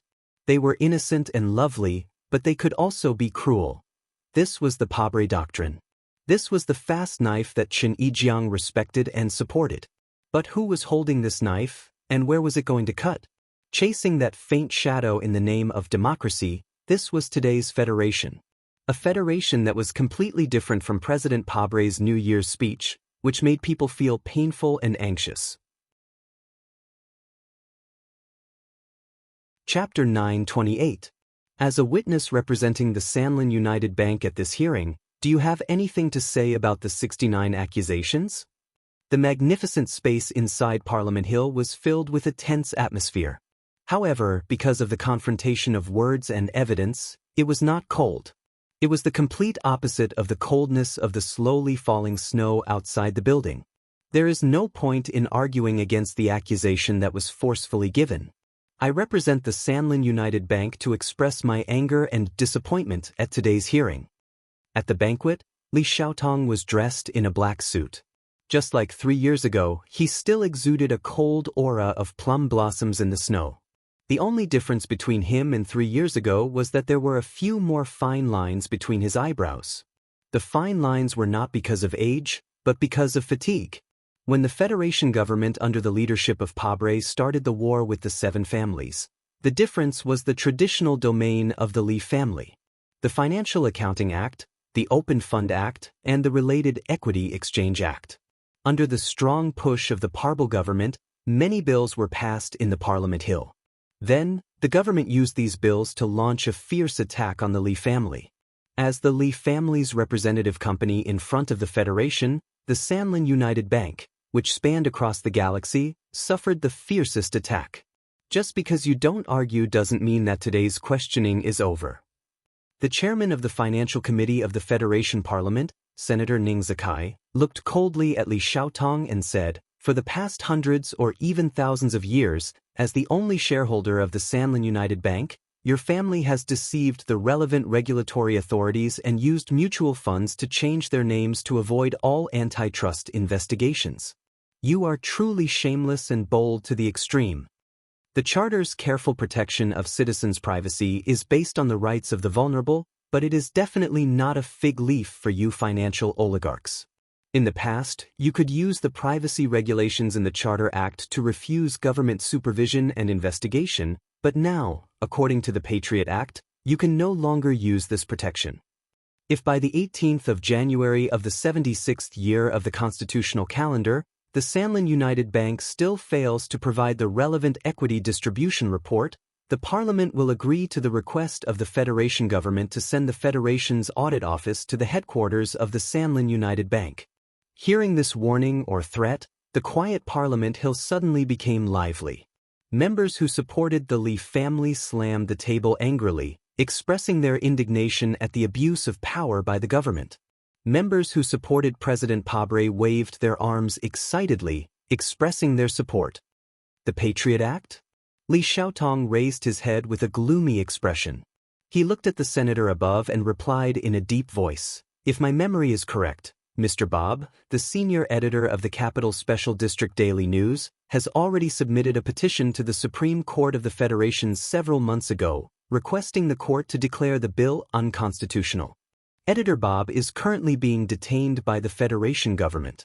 I would like to ask Mr. Senator, when will he be released?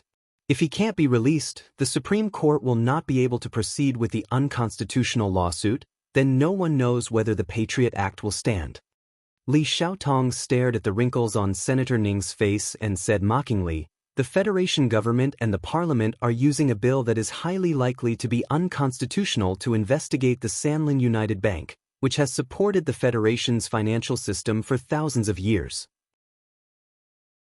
Don't you think this is ridiculous?"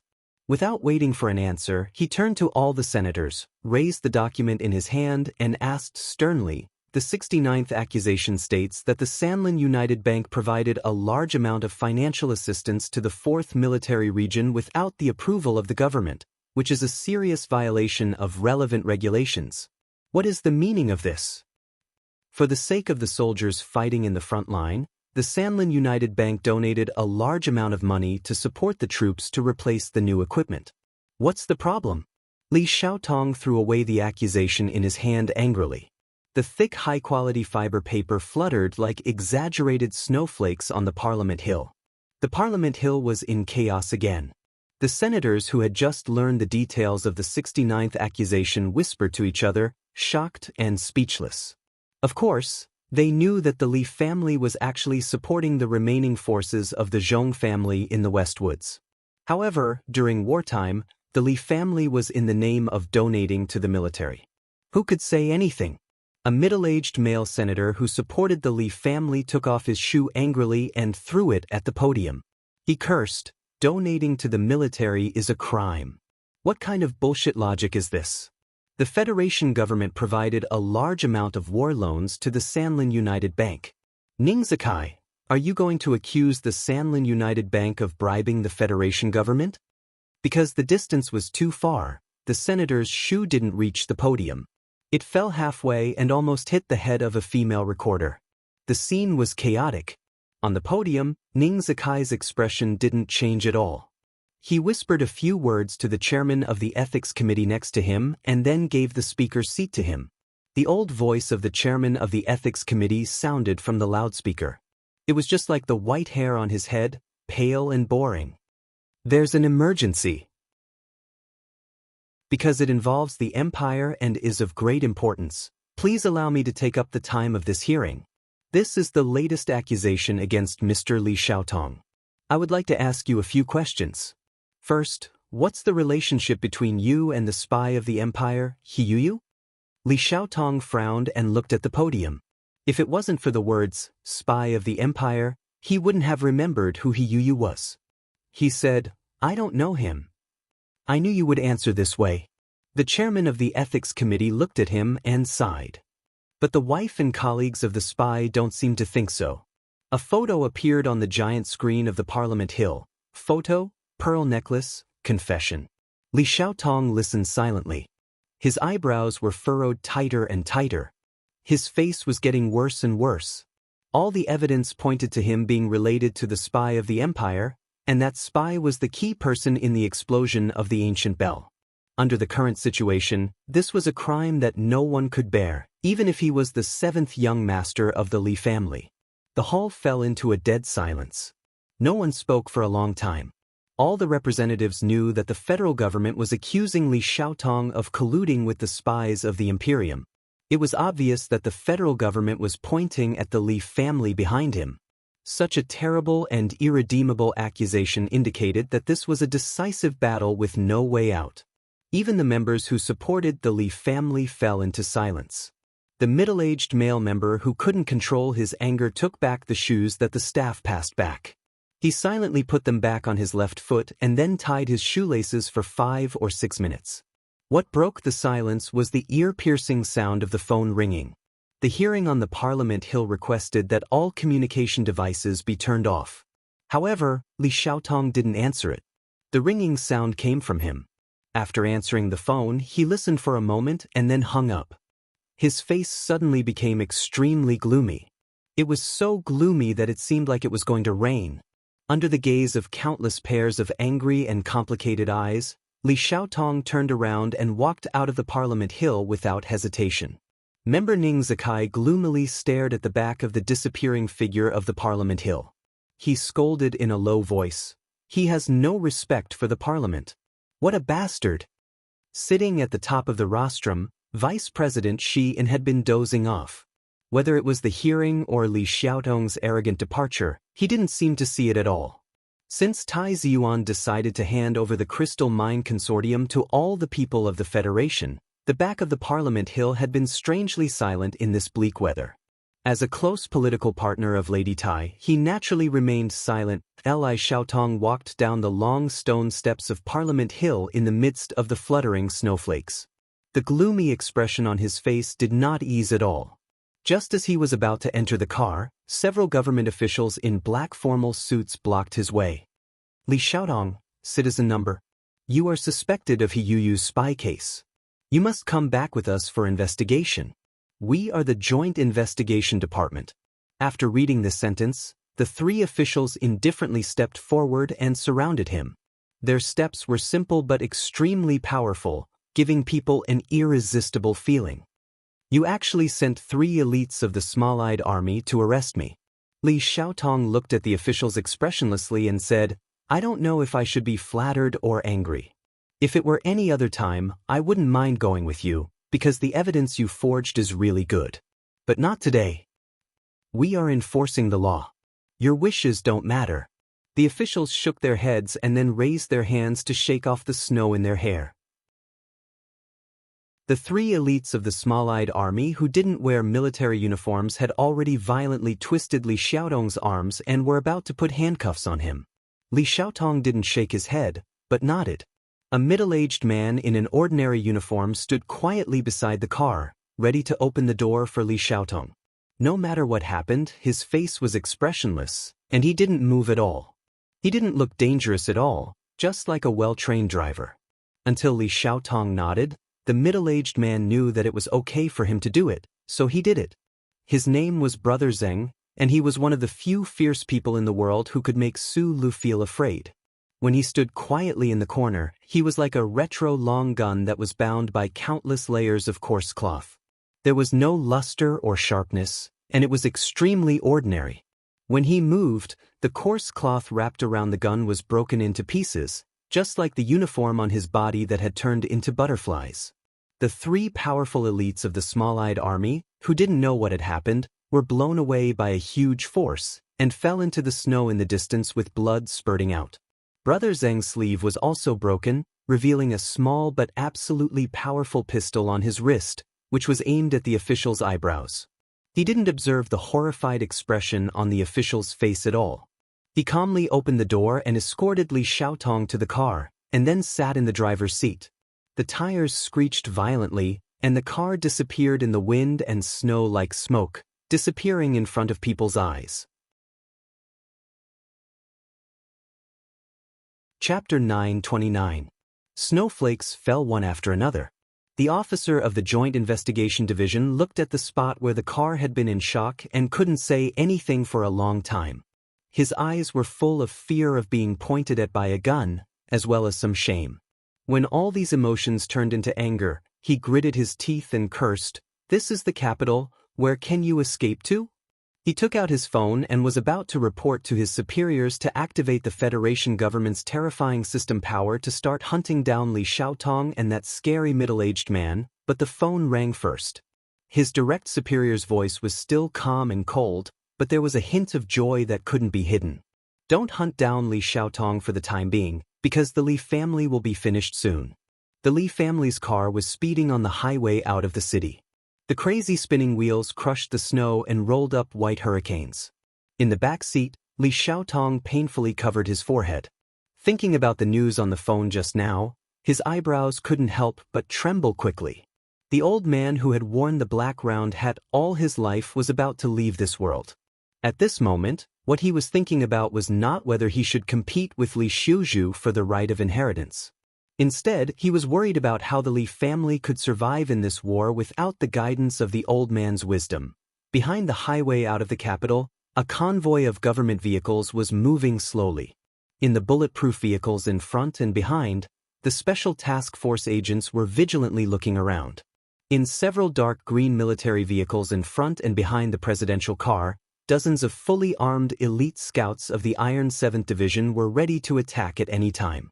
The federal government had officially declared war on the 7 great families. Although this war had already started 3 years ago, the accusation in the Parliament Hill today, as well as that terrifying accusation, had truly brought the war from behind the scenes to the front, tearing apart all pretenses. In this tense situation, no one knew what crazy things those powerful families would do. It was known that in the history of the Federation, there were stories of presidents being assassinated by the 7 families. The atmosphere in the presidential car was not very tense. In the private compartment of the car, President Pabre, who had a dark complexion, quietly looked at the snowflakes that were filtered into brown by the fireproof membrane outside the window. He suddenly said, "The war has already begun, and we are going to visit the most important leader of the enemy camp." If the history of later generations were to be written about this, I wonder how it would be described. Du Shaoqing sat opposite him in silence. His lieutenant general uniform was as straight as a sculptor's work on a steel plate. His facial expression was the same, silent and stern. Hearing President Pabre's question, Du Shaoqing did not answer. Instead, he slowly frowned and said in a deep voice, "I don't like small eyes, nor do I like the Joint Investigation Department. To be more precise, I hate those people." President Pabre quietly looked at his most loyal subordinate, the general he relied on the most. After a moment of silence, he replied, "I know this, so no one mentions the execution on Mo Hua planet again. According to your suggestion, the security of the official residence was also handed over to the Special Task Force and the Iron 7th Division." Du Shaoqing replied expressionlessly, "But they still exist. Mr. President, I have said before that Li Jiedu is not a qualified soldier. Although he is from the Lis of Philadelphia, he is not the war god, nor is he Madman Li. At most, he can only be an insidious politician. President Li Jiedu is my most important political partner. On this path, he has given me too much support. I will never doubt his loyalty to the cause. Although I know that you are disgusted with those methods, don't be disgusted with him." President Pabre looked at Du Shaoqing and said seriously, "Any reform process always needs some people to take on the dark work. I can't do it, and you are not willing. He is willing to pour dirty water on himself, which is respectable."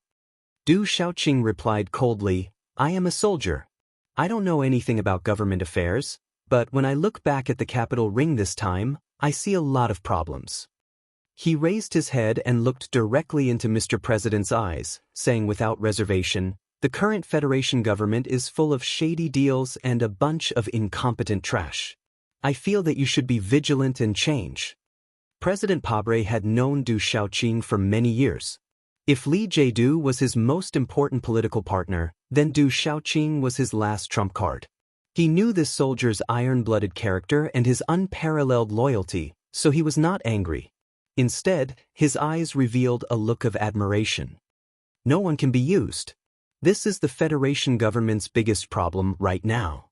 President Pabre looked at Du Shaoqing and said slowly, The total number of civil servants in the Federation exceeded 12 million in the 40th year of the 37th constitutional calendar. In the past rigid political system, under the constant infiltration and corrosion of the 7 great families, how many people can be used? The Federation is like a giant battleship, made up of countless small but important components and screws. If these screws have been corroded, then how can we win these 2 dangerous wars? As the captain, I can only find some components that listen to orders in the shortest amount of time and replace them with screws that haven't been completely corroded. At least this way, we can still operate this battleship of the Federation. Du Shaoqing frowned to express his objection.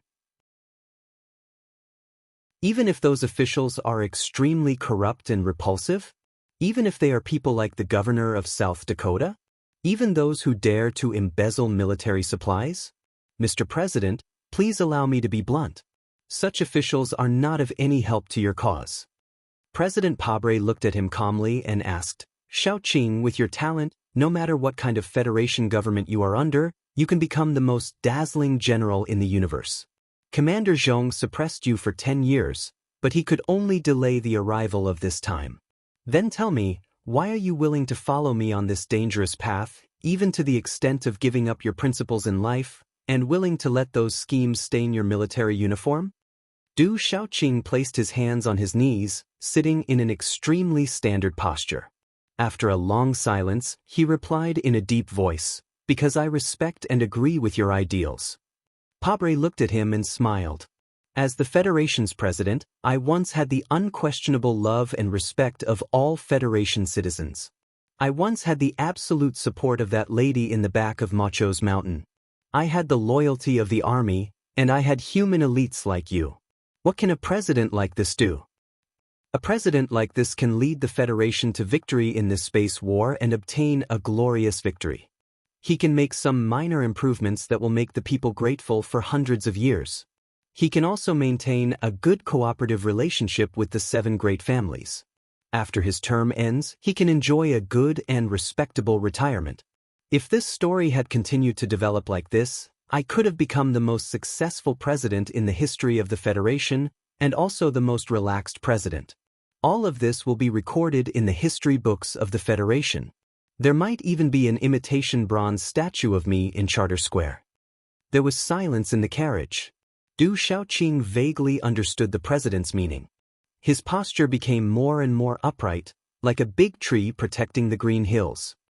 But I did not choose to do so. I chose to continue the war. President Pabre said with a cold expression, I chose the battlefield that no president of the Federation would choose for many years. I forced those great families to the opposite side of the government until the Federation was shaken. Today, I could be impeached and removed from office at any time. I could even be imprisoned with shackles on my legs. In the end, I would become the most infamous president in history books and the most ridiculous president of the Federation. I wanted to use a dictatorship to seek democracy for the Federation, but in the end, I cut myself into pieces. Why would I make such a seemingly stupid and difficult choice? The reason is the same as yours. Because I also respect and agree with my own ideals. President Pabre's words were heavy and firm like a mountain. Then, he suddenly changed the topic and said with a self-mocking smile, but in this world, how many idealists like you and me are there? But I need people to follow me into battle, because these people are at least loyal to me. Then what can I use to attract them? A war flag fluttering in the smoke of war? Or a powerful declaration on the podium? No, people like Webb and Descartes, once they have power and status, how can they be willing to lay down their heads and shed their blood to fight against the seemingly unshakable 7 great families for their own ideals, or even the ideals of others? What does the Federation government have?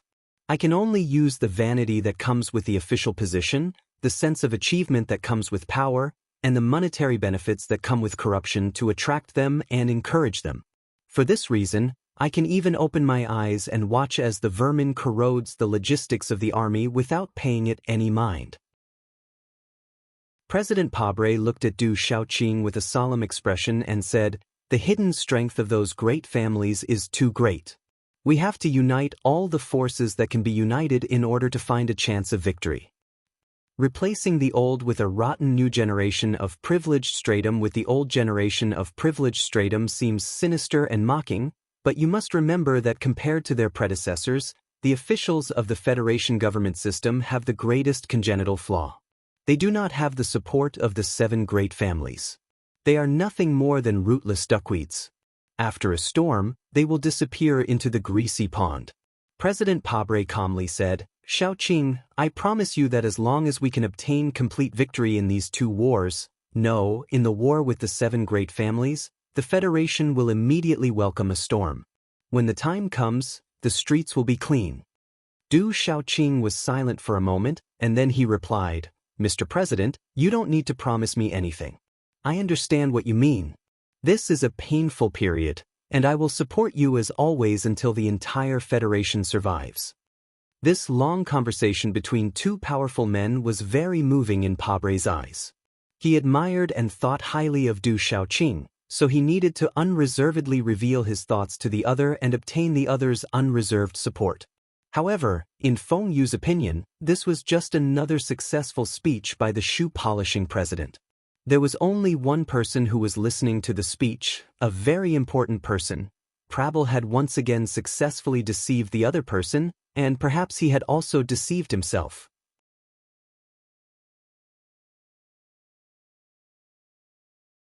Chapter 930.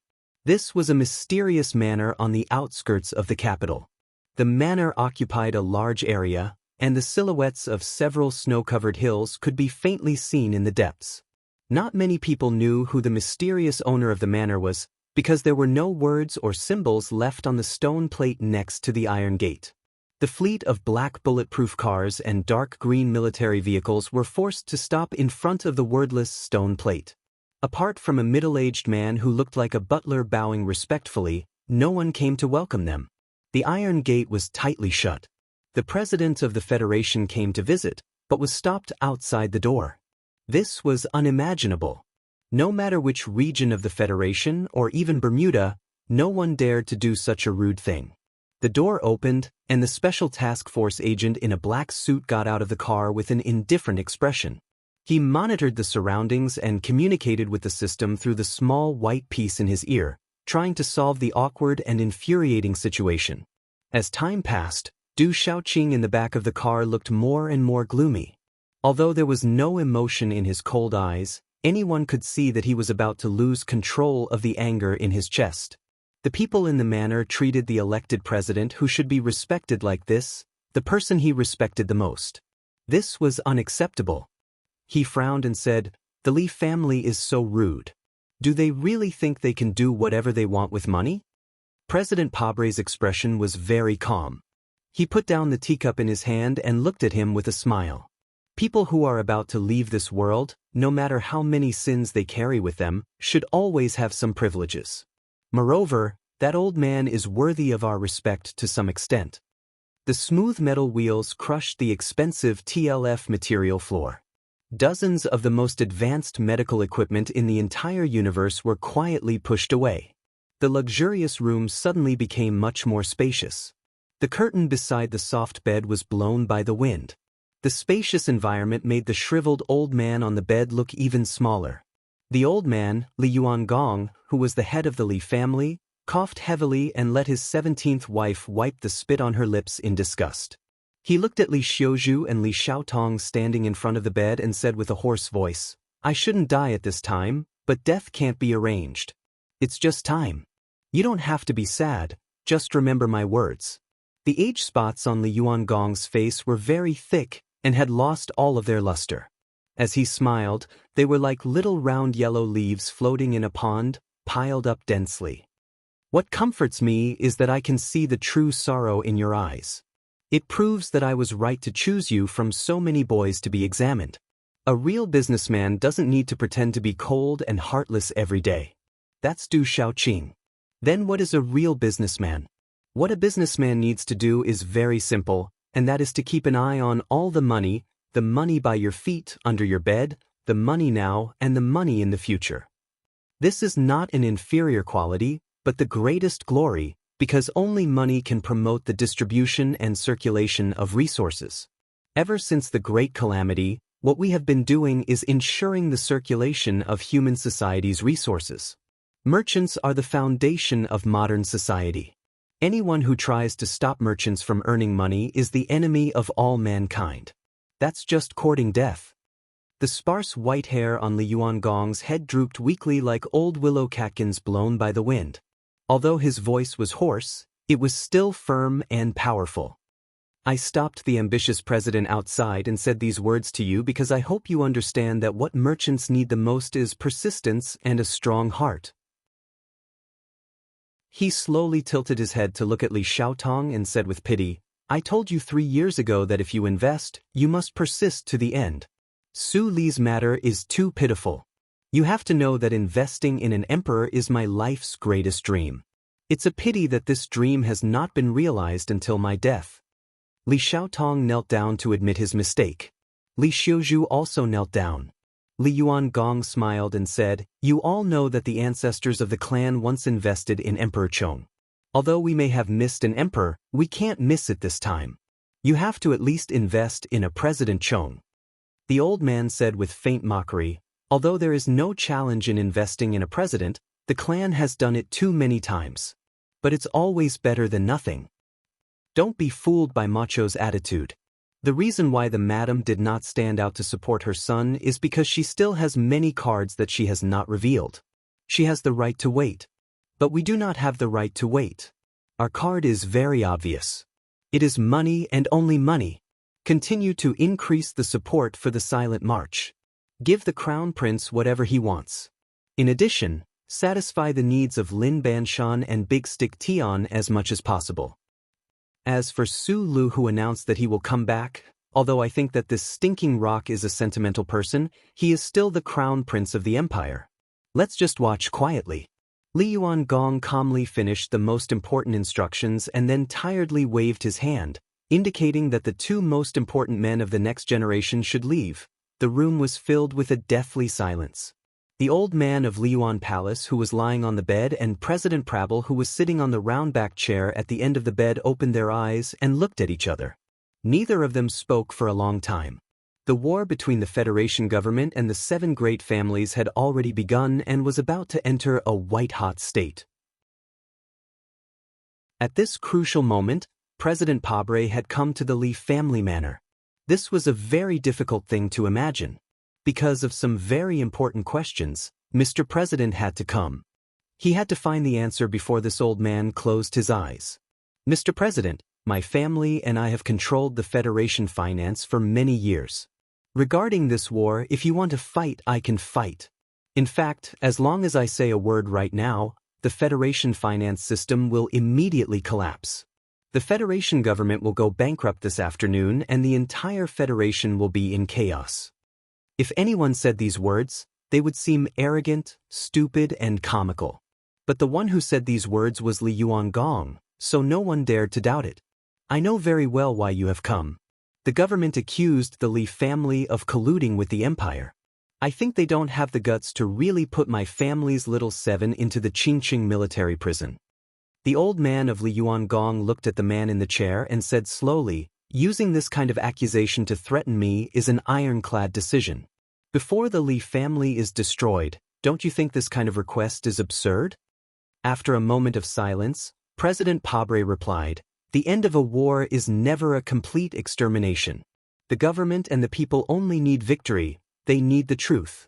An ancestor of your family once said before his death, Even if a flood surges to the heavens after my death, the government does not want to see a flood surging to the heavens.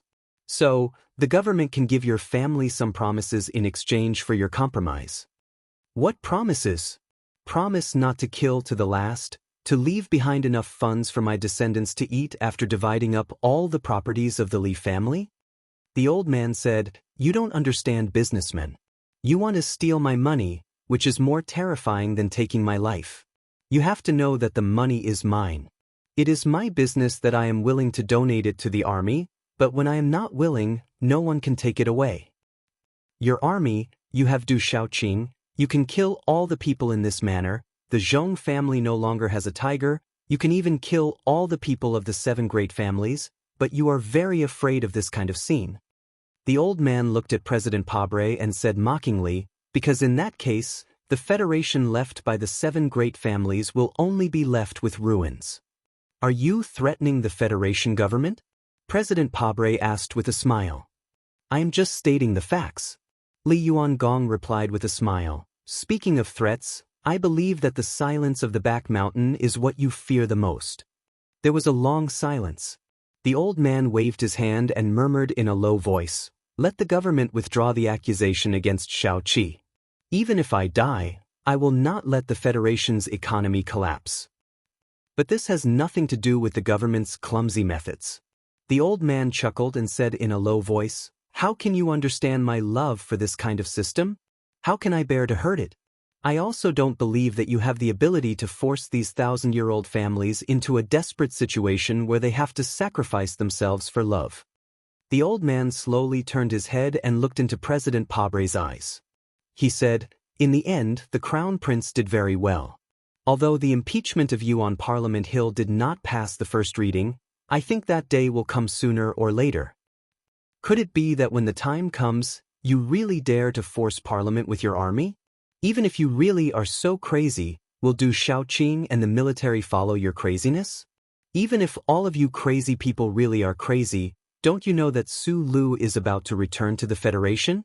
An incomprehensible smile appeared on the old man's face. He said, Su Li's return means that the little princess of the Zhong family will return to the West Woods. You and Li Jiedu will have no chance, unless you dare to fight a civil war. As for what kind of crazier things Su Lu will do than you, I can't even imagine. The old man from Liyuan Palace smiled innocently like a child. The white strands of hair on the top of his head moved restlessly. He looked at Pabre and shook his head with difficulty to express sympathy. This war has not yet begun, but you are already doomed to fail. Because you have been walking on the wrong path. To demolish a dilapidated building, one can only carefully start from the top floor. But you have chosen to violently destroy the foundation of the building. Even if you destroy this building when the building collapses, it will crush all the demolishers, including you, to death. After a long silence, President Pabre replied, slowly demolish it from the top. I don't have that much time. Don't have that much time? The voice of the old man from Liyuan Palace suddenly became stern. He coldly asked, you don't have time, but the Federation does. The chair you are sitting in is the chair I have sat in for decades. No matter where I go, I am used to taking it with me. Because the chair represents position. And position represents responsibility. Liyuan Palace looked at President Pabre expressionlessly and said, as a democratically elected president, you should know that the president's responsibility is not to realize selfish ideals, but to seek a better present for the people of the Federation. You don't even have the right to talk about the slightly distant future. President Pabre slightly furrowed his brows. The organization of human society is very fragile. It cannot withstand the torment of so-called ideals. You insist on doing this only to satisfy your desire to leave your name in history. The old man from Liyuan Palace looked at him coldly and said, you don't have the time, but the Federation does. Your successor does. You can completely lay the foundation and pass the bill without being in a hurry to purge it. Step by step, you can take it slowly. You did not do this. You are very anxious, because you know that if you only do this, then it will be your successor or even some president several hundred years later who will complete this mission for you. And you will no longer have the chance to become the most famous president or even savior in the history of the Federation. Mr. President, admit your selfishness and hypocrisy. Perhaps this will allow me to retain some respect for you before I die. President Pabre was silent for a long time. His expression was stern as he replied, could it be that you want to place the hope of the Federation's change on the politicians raised by you, or on the aristocrats of the 7 great families like Tai Ziyuan? Why not? History has its own power, and people have an innate desire to betray their own camp. He will do it more smoothly than you. Garbage will never walk into the garbage heap of history by itself. Someone needs to do the cleaning. Pabre replied. Then his brows furrowed slightly. He felt that this sentence was very familiar, as if he had heard someone say it a few years ago. Because of this memory, his mood became a little strange. Looking at the old man's face full of spots, he asked, "Speaking of selfishness, what about you? You are no different from the previous dozen or so family heads of the Lee family. Your name will not be left in history. Even the people will not know who you are. You will die with incredible wealth in your hands. Don't you feel unsatisfied and feel that your life is meaningless? The meaning of life does not lie in this. Then what does it lie in? When you die, you will know that life is meaningless." The old man of Liyuan Palace looked calmly at the snowflakes outside the window.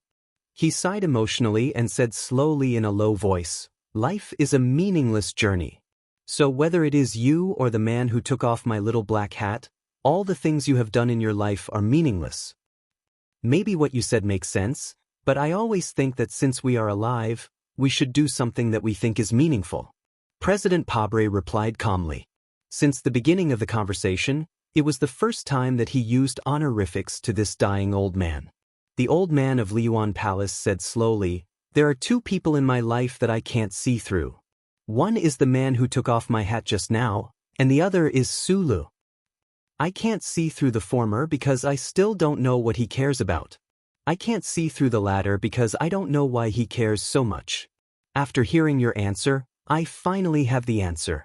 People like you talk about the meaning of life because you are unwilling to be lonely." A mysterious smile appeared on the old man's face. He murmured with a sigh, "You are all idiots who don't learn. I am very relieved to have confirmed this matter."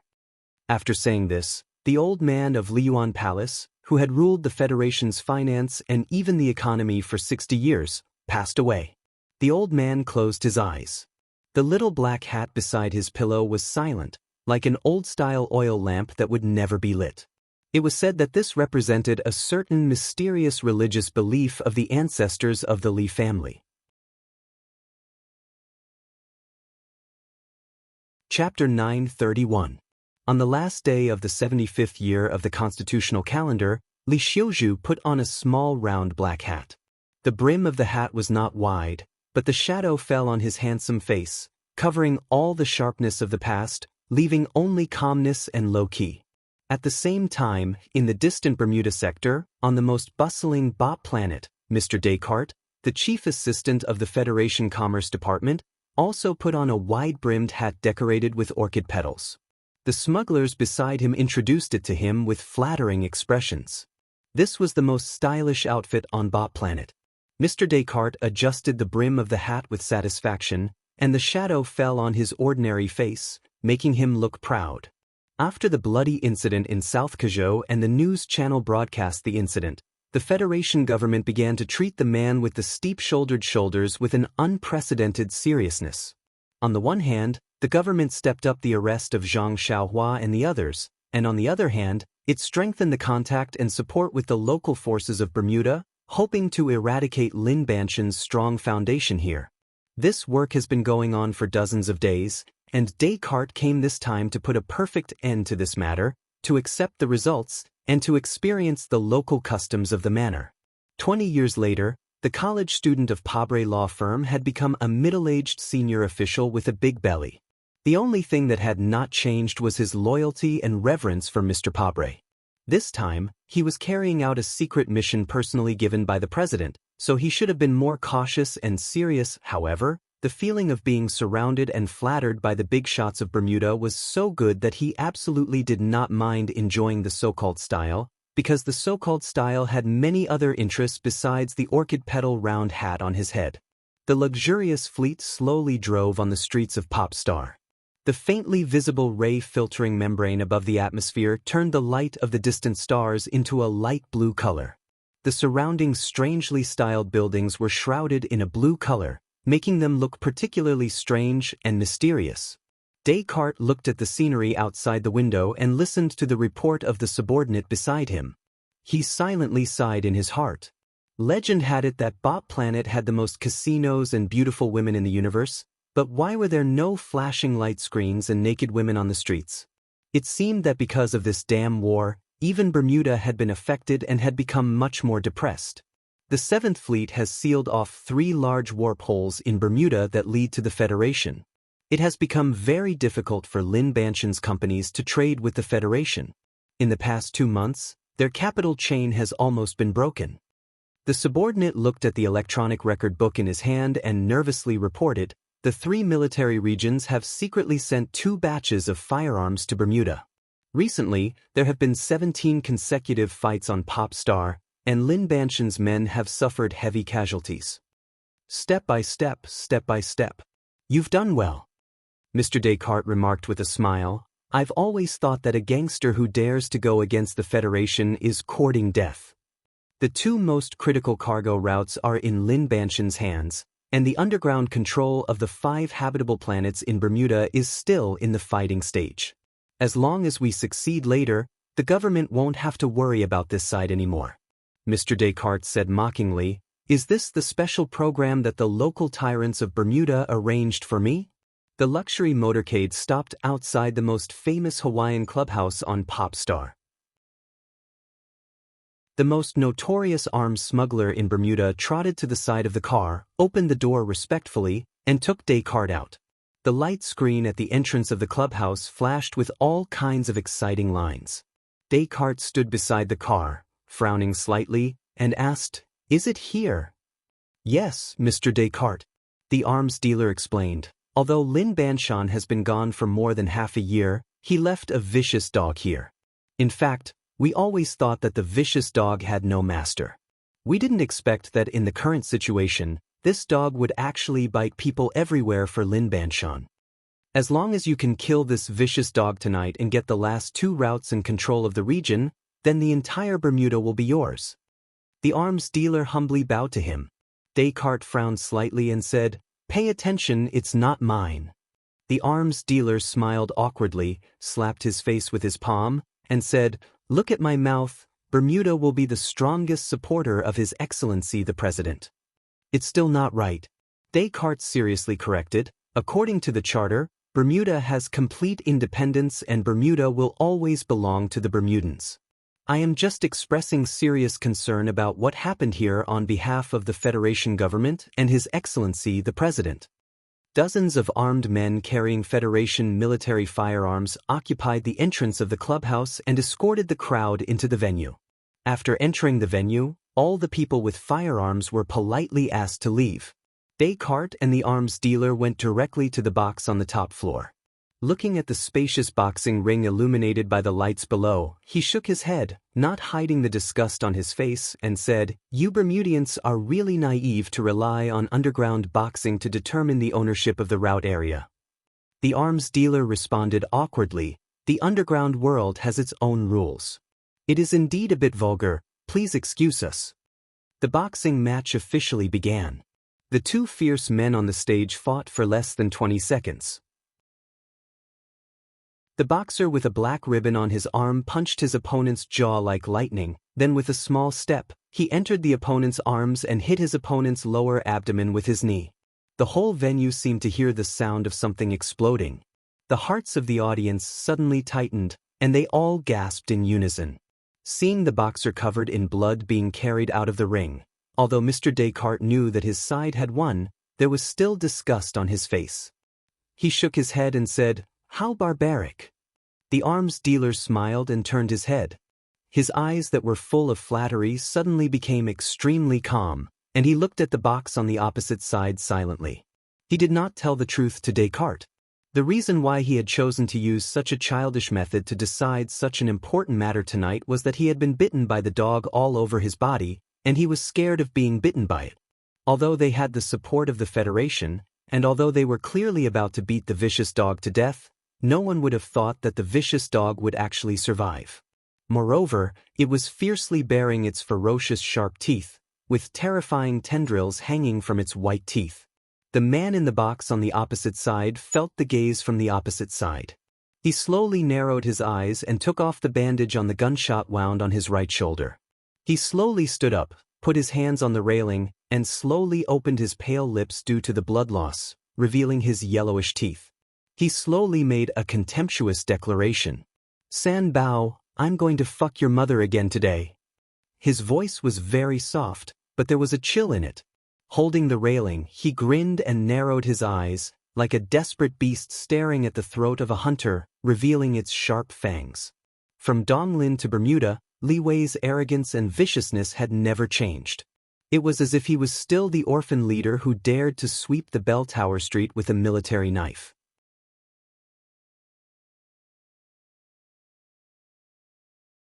Chapter 932. A light purple shirt, a black casual suit, silky black hair, pale cheeks due to blood loss, added a bit of charm when put together. This was especially so when the corner of his lips curled into a fierce smile, which made many people lose focus for a moment when they saw Li Wei for the first time. Blood seeped out of the wound and dyed the corner of his light purple shirt a deep shade of purple. Li Wei narrowed his eyes and looked at the private room opposite him. He did not recall the specific scene of the shooting 2 days ago. Instead, he was confirming whether the high-ranking federal official mentioned in the intelligence report was in the private room. Back then, Donglin Orphan came to Bermuda alone and spent a few years to cultivate a group of young, loyal subordinates. He also had some fame in the underground world, but he was still not qualified to sit in the front row of Bermuda's power conference. His fame came from the name of the gang and its quirks. The gang was called the Orphan Gang. Li Wei recruited all orphans. Most of these orphans' families died in the continuous Bermuda underworld vendettas. This was a quirk that many gangs laughed at. Although Bermuda was chaotic, there were many orphans who did not have a family. If Li Wei insisted on this quirk, the Orphan Gang would never be able to grow. However, everything was changing. Li Wei, the leader of the Orphan Gang, who was laughed at for several years, laughed at the arms smuggler Jihua. No one thought it was strange or that he was courting death. Because now in the whole of Bermuda, including the most powerful people, no one dared to look down on him. They were all frightened by this wild dog that was originally unknown but suddenly appeared to be extremely crazy and ruthless.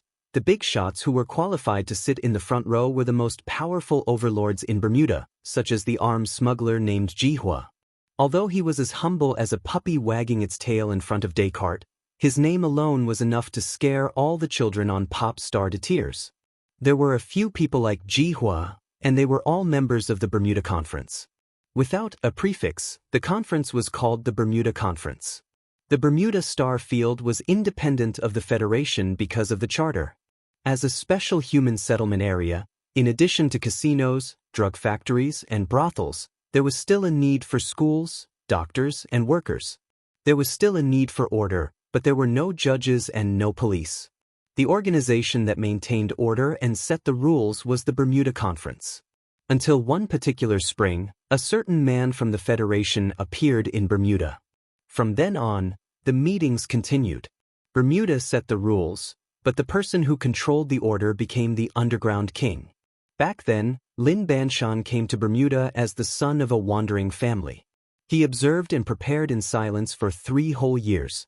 Then, on a certain night when he was intoxicated by the spring breeze, he suddenly launched an attack and established a new order in just a short month. A member of the Federation had become Bermuda's most arrogant underworld king. This was an incredible thing, but Lin Banshan had done it. Naturally, all the opposing forces in the meeting were speechless and did not dare to speak. Half a year ago, the King of Bermuda had left Bermuda, and the subjects who had been suppressed by him for many years began to have different ideas. In the past, Lin Banshan had left and stayed in the Federation for a long time. At that time, the big shots in the Bermuda Conference did not dare to make a move. Although he was gone, his power and influence were still there. But this time was different. When Lin Banshan left, he took Han Chu and most of his elite subordinates with him. He did not call back Zhang Xiaohua to take charge of the base camp. The king left the palace with most of the troops. Han Chu, who was pale-faced and scarier than the devil, left. Zhang Xiaohua, who was silent and cold but killed without blinking, did not return. These 3 alone were enough to tempt people. Moreover, they were very clear about the reason why Lin Banshan took away all of his forces. To fight against the Federation government, even if Lin Banshan did not move, he had to do his best. Then, the people of Bermuda could not help but be restless.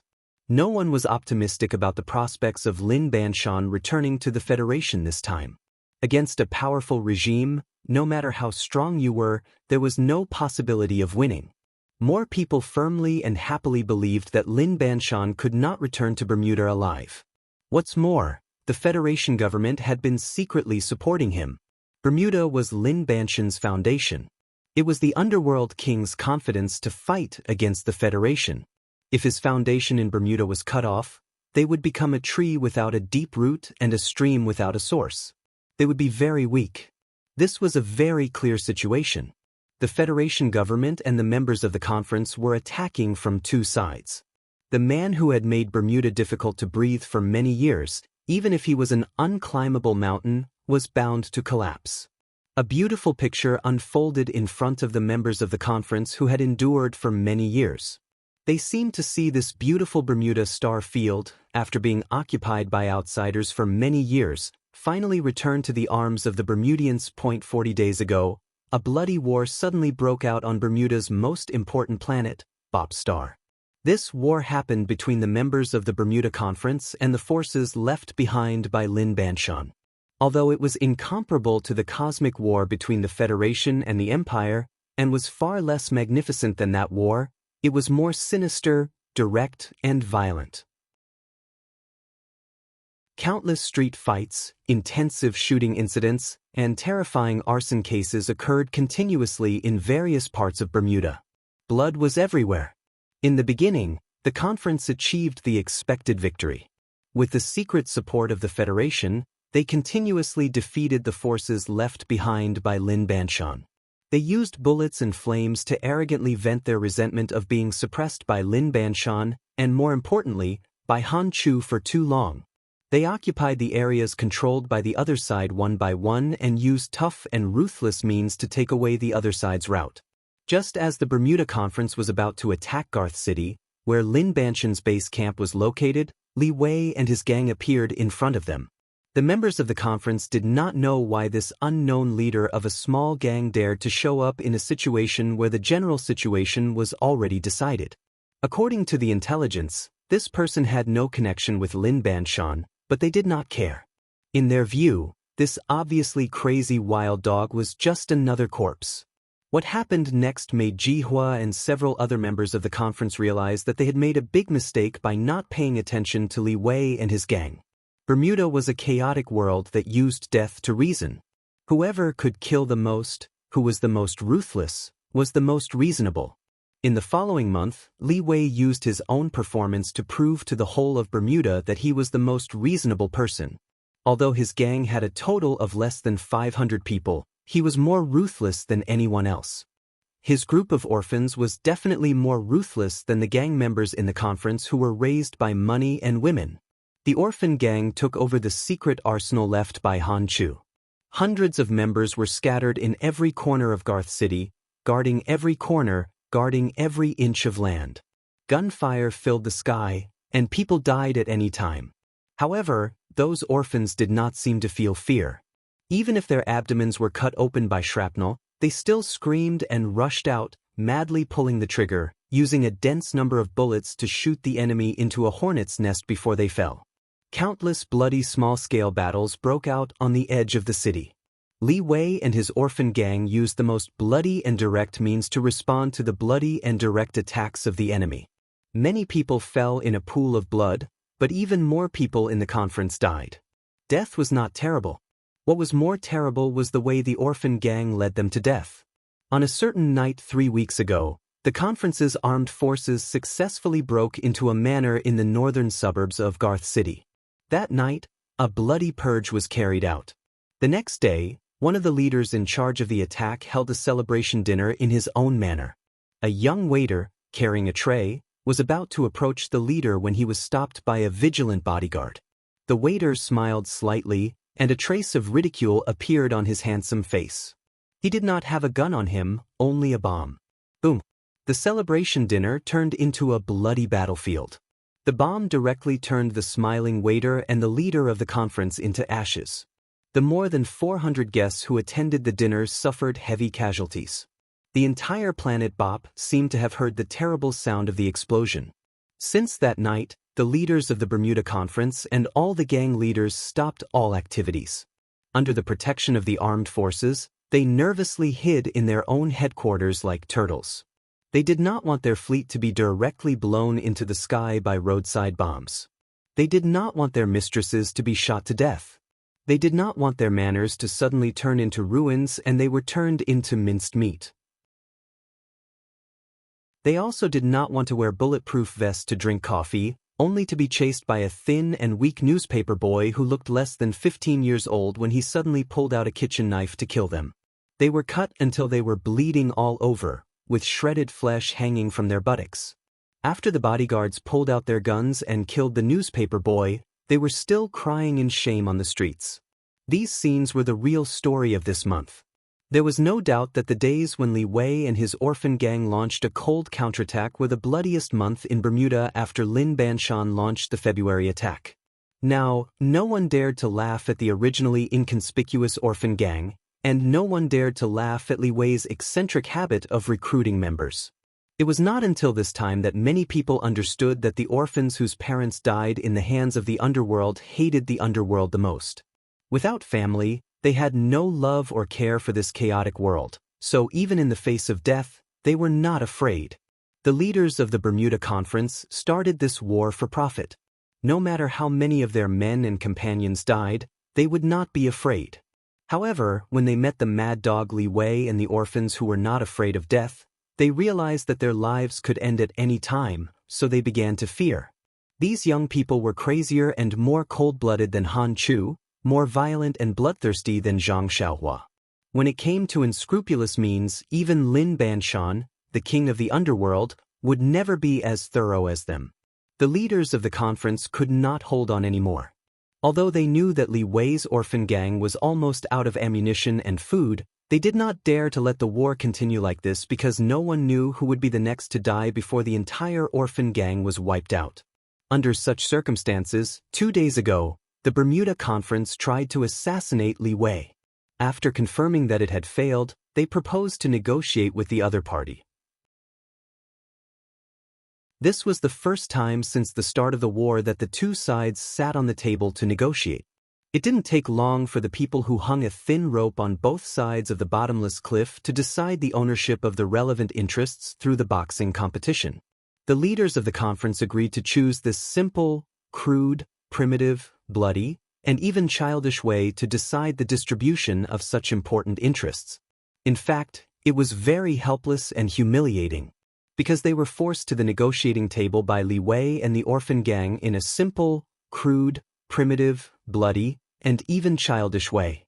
The king who left did not leave behind any weapons of mass destruction for the kingdom. Under such an extreme disadvantage, the lone army on the wall was able to achieve such a situation. This was Li Wei's victory, this was the victory of the mad dog, this was the victory of the orphan. Whether it was in Eastwood, Bermuda, or the Empire, whether he was selling newspapers, serving tea, or researching Mecca, orphans were always invincible. In order to fight against the Federation, Lin Banshan had to give it his all, so Han Chu, Zhang Xiaohua, and most of the elites could not stay in Bermuda. Before leaving, his subordinates were guessing who he would hand over his foundation to because they knew what the Federation would do, and they also knew that the Bermuda leaders who had been suppressed for many years had been waiting for this opportunity. There were many guesses, and even in a very private situation, Han Chu looked at Lin Banshan's calm expression and could not help but ask if Su Lu had already arrived in Bermuda, and then reminded him that the rock was ultimately from the Empire. It was no wonder that Han Chu guessed that it was Su Lu, because in such a precarious environment, only such a peerless and fierce person could protect Lin Banshan's foundation. No one would have thought that the answer was a somewhat unfamiliar name, Li Wei. Lin Banshan was the king of Bermuda, and Li Wei was just a very inconspicuous street gang leader. What was even more difficult to understand was that except for a sentence he said 3.5 years ago when the orphan gang had just offended a big shot in the conference, the two sides had not interacted for a few years. They had not even contacted each other, let alone feelings. However, Lin Banshan made such a simple and even somewhat hasty decision to hand over his headquarters, the foundation that he had worked so hard for half of his life, and the most important resources to the orphan named Li Wei without any reservations. As long as less than 5 people knew about Lin Banshan's arrangements, Han Chu had never questioned Lin Banshan's decisions in his life. He could not understand, but he had to obey. He just had some doubts about Li Wei's ability to protect the family business. A few years ago, Su Lu once asked me to take care of this person called Li Wei. After that, I checked and found a very interesting thing. At that time, Lin Banshan's explanation was very simple and powerful.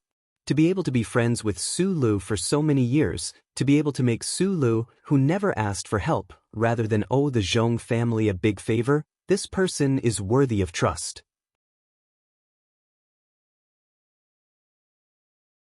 Chapter 933. Lin Banshan went to the Federation with his strong determination and strongest subordinates, but left his foundation in Bermuda. He didn't even take Li Feirong, the woman he doted on the most over the years, and his only son that not many people knew about. He was able to leave so freely because in his eyes, although Bermuda behind him was dangerous, it was still considered safe compared to the Federation. However, in this matter he, who rarely made mistakes in his life, still underestimated the courage of the Federation government and the determination of the Bermuda gangs. Fortunately, he chose Li Wei. Of course, Lin Banshan couldn't just blindly trust Su Lu by leaving all his women and children in Li Wei's care. In fact, after learning about the relationship between Li Wei and Su Lu a few years ago, he had been silently watching the development of this person in Bermuda. Through observation, he confirmed that this person was ruthless. Lin Banshan had always believed that ruthlessness was the most important and the most scarce quality. Li Wei had this, even to some extent, so he was worthy of high hopes. When he first learned of this, Li Wei was shocked speechless. He didn't understand why the king of Bermuda opposite him would give him such an important task, but he knew that this matter was difficult. Without thinking more, he agreed to Lin Banshan's request. He knew that if he could survive, the orphan gang would still exist, and Lin Banshan could return to Bermuda alive from the Federation. He would naturally be able to obtain great rewards. However, the reason why he silently accepted this perhaps glorious but doomed to be extremely dangerous and bloody was simpler. 3 years ago, when the orphan gang was about to fall into the abyss of destruction, it was Lin Banshan's understatement that saved everything. In other words, after angering a certain big shot in the Bermuda Conference, Li Wei and the orphan gang were able to survive until today because of this sentence. For Lin Banshan, saying this was a very simple matter, but for Li Wei and the orphan gang, it was the most beautiful dawn on the line of life and death. Merchants with endless wealth could casually give away a bowl of leftovers to a beggar who was about to starve to death. To some people, since the leftovers were insignificant to the merchants, then their gratitude was only the weight of the bowl of rice. However, in Li Wei's philosophy, the beggar would starve to death without the bowl of rice. Thus, the bowl of rice was a life that you had to repay with your life. The person that Lin Banshan had his eyes on, and the person that Su Lu cared about, naturally had a different temperament. Li Wei did not seem to have any particularly strong abilities, but since he was young, he had mingled in the black market of the mine tunnels and honed his skills in Jianghu. His clothes were covered in frost, and his mind was broad. If he was in the old Tai dynasty, he would be a national hero. When he agreed to this matter, he said directly to Lin Banshan, "If I die, then there is no way to protect these things of yours. Don't blame me." Lin Banshan smiled, his eyes full of appreciation. The meaning of this sentence was very clear and firm. What it meant was that as long as it didn't die, it would definitely protect these things for it. That was what Li Wei said, and that was what he did. Taking the white napkin handed by the young man beside him, Li Wei slowly wiped the blood that seeped out of his purple shirt. Looking at the unconscious boxer that was being carried out of the venue, a faint worry appeared between his eyebrows, and he instantly returned to calmness. This underworld war lasted for a whole month. During this month, his orphan gang lived a life bathed in blood. Facing the joint attack of several of the most powerful forces in Bermuda, even though he and his brothers opened their bloodthirsty lips, revealed their ferocious white teeth, and bitterly held on in every street, they were inevitably forced into a desperate situation by the other party and were covered in blood. This boxing match, held according to Bermuda's underground law, was the product of a compromise after both sides could not hold on. Being able to hold on for so long under such circumstances, Li Wei should have felt proud, but he was very clear that this was only a temporary victory. With the end of the boxing match, it was very likely to become a bubble. After all, his foundation in Bermuda was still shallow, and there was no real strong person to serve him. Although his brothers were brave and bloodthirsty, under such a square stage surrounded by ropes, they definitely could not be called masters. In contrast, the big shots of the Bermuda Conference had been passed down for generations, and there would always be some powerful people hidden in the manor. Under such circumstances, Li Wei used a large sum of money left by Han Chu to invite 3 powerful boxers from Li Mingxing. He originally thought that he could at least compete with the other party, but he did not expect that the first round of the boxing match would end in less than 20 seconds, and his side would be defeated miserably.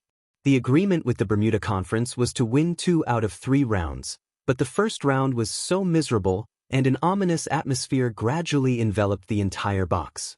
Li Wei looked at the bald boxer on the stage and noticed that the man did not show off after winning, but silently and calmly retreated. The young subordinate next to him said unwillingly, "If Uncle Hua was here, he could break all the bones of those guys on the opposite side by himself." Li Wei narrowed his eyes and looked at the bald boxer in the dark corner. His nostrils slightly moved, as if he smelled the unique smell of blood in the military camp, and suddenly asked, "Where do you think the strongest men are usually?" The young subordinates were startled. Some answered that it should be the Li Mingxing Academy, while others refuted that it must be the Body Cultivation Hall in Feiqing City. Li Wei shook his head and said, "The strongest men are in the army, not in the Federation's army, but in the Empire's army." The young subordinates thought of the 2 legendary names and nodded in agreement. Only a very mischievous young man laughed and said, "Except for Su Lu and Madman Li, that princess is a girl." There was a burst of laughter in the box, but Li Wei's next sentence made the laughter abruptly stop. The boxers invited by San Bao should be the elites of the Federation's special forces. At this moment, the door of the box was pushed open, and a subordinate with a gloomy face walked in with a skinny man. He leaned close to Li Wei and whispered a few words. Li Wei's expression suddenly became gloomy, and he stared coldly at the skinny man and said, "You want to withdraw from the competition?" The skinny man nodded. Li Wei slowly put the blood-stained napkin in his hand on the table and frowned. He asked, "The masters of the Li Mingxing Academy also know fear? I can see that they are soldiers, very powerful special forces soldiers." The skinny man replied, "I learned martial arts and participated in many boxing competitions. I also killed people on the stage, but their profession is to kill people. I am confident that I can beat them in martial arts, but I am not confident that I will be the one standing on the stage in the end. To be precise, I will be killed by them." Li Wei squinted his eyes and looked at him as if he was looking at a pile of garbage. He said, "You know that according to the rules of Bermuda, you will die if you leave at this time." The skinny man replied, "If I go on the stage at this time, I will definitely die. As for whether I will die or not, it depends on whether you can survive tonight." Then the master said calmly, "Guns are not allowed in the venue, so you can't stop me. I am just here to express my apology and refund the money." The door of the box was tightly closed, and the atmosphere was particularly oppressive and tense. The expressions on the faces of the young orphans were very ugly. The invited master actually fled in the face of the battle and was so arrogant. It was really humiliating. A burly young man slowly unbuttoned his collar and said honestly, "I will go on the next round. Brother Wei is injured. I am the best at fighting. I know that I may die if I lose, but I can't admit defeat and be so shameful." Everyone's expression was frozen, but Li Wei's face did not have any sad expression, not even a trace of depression. He patted the shoulder of the burly man and said, "Fight well. If you lose, we will all go to the underworld to accompany you. Anyway, everyone is the same person. Now there are 5 people in the box. We will all go to accompany you, but I think that if hundreds of people in this venue die together, it should be more lively." Li Wei narrowed his eyes and looked at the lively venue. He looked at the flying gambling sticks and said in a cold voice, "If you lose, I will blow up this venue." "Brother Wei, this is against the rules," a subordinate said in shock. The so-called underworld of Bermuda was a society where the law was basically equivalent to empty words. The most important thing here was the rules. Those rules had been passed down for countless years, along with blood and tears, and had long been ingrained in the blood of the Bermudians. No one doubted them, and no one dared to challenge them. Even Lin Banshan in Bermuda had to show a certain degree of respect for these rules that had been passed down for countless years. This meeting hall did not allow guns to be brought in, and that was the rule. That was why Jihua, a notorious arms smuggler, did not dare to bring a gun. It was also the rule to accept defeat, and that was why the leaders of the meeting agreed to this fight with the orphan gang. That was why the loyal subordinates raised doubts about Li Wei. "People are going to die, why bother with the rules?" Li Wei said calmly, "And I am from Donglin, why should I follow the rules of Bermuda?" The burly and honest man of the orphan gang was called Hu Shi. He waved his hand and refused the help of the professional physiotherapist. He walked alone to the back corner of the ring to stretch his body. He jumped in small steps and raised his hands to warm up. As the strongest fighter of the orphan gang, he had participated in several unrestricted fights and had considerable experience. When he noticed the lean boxer on the opposite side of the ring, he, like Li Wei, smelled extreme danger. However, he was not afraid. Even if he lost and died, including the strong man from the Federal Army and the big shots in the top box, the entire venue would be buried with him. Hu Shi thought sadly. Unfortunately, Brother Wei insisted on staying in the box to not arouse the suspicion of the opponent, waiting for the moment of explosion. Ding, ding, ding, ding. The crisp sound of the antique bronze bell rang. A girl in a long white dress walked to the ring and showed the board in her hand. Hu Shi took a deep breath and walked to the end of the passage. He shook his huge head vigorously, and his thick neck made a crisp, cracking sound. A palm was placed on his shoulder. The strength of the hand was so great that he could not move forward. He looked back and found that he could only see a wall. "I'll go next," the man said in a deep voice. Hu Shi looked up in shock. This was the first time he had seen a man who was more burly and stronger than him. The man was like a steel statue, and his muscles were ridiculously strong.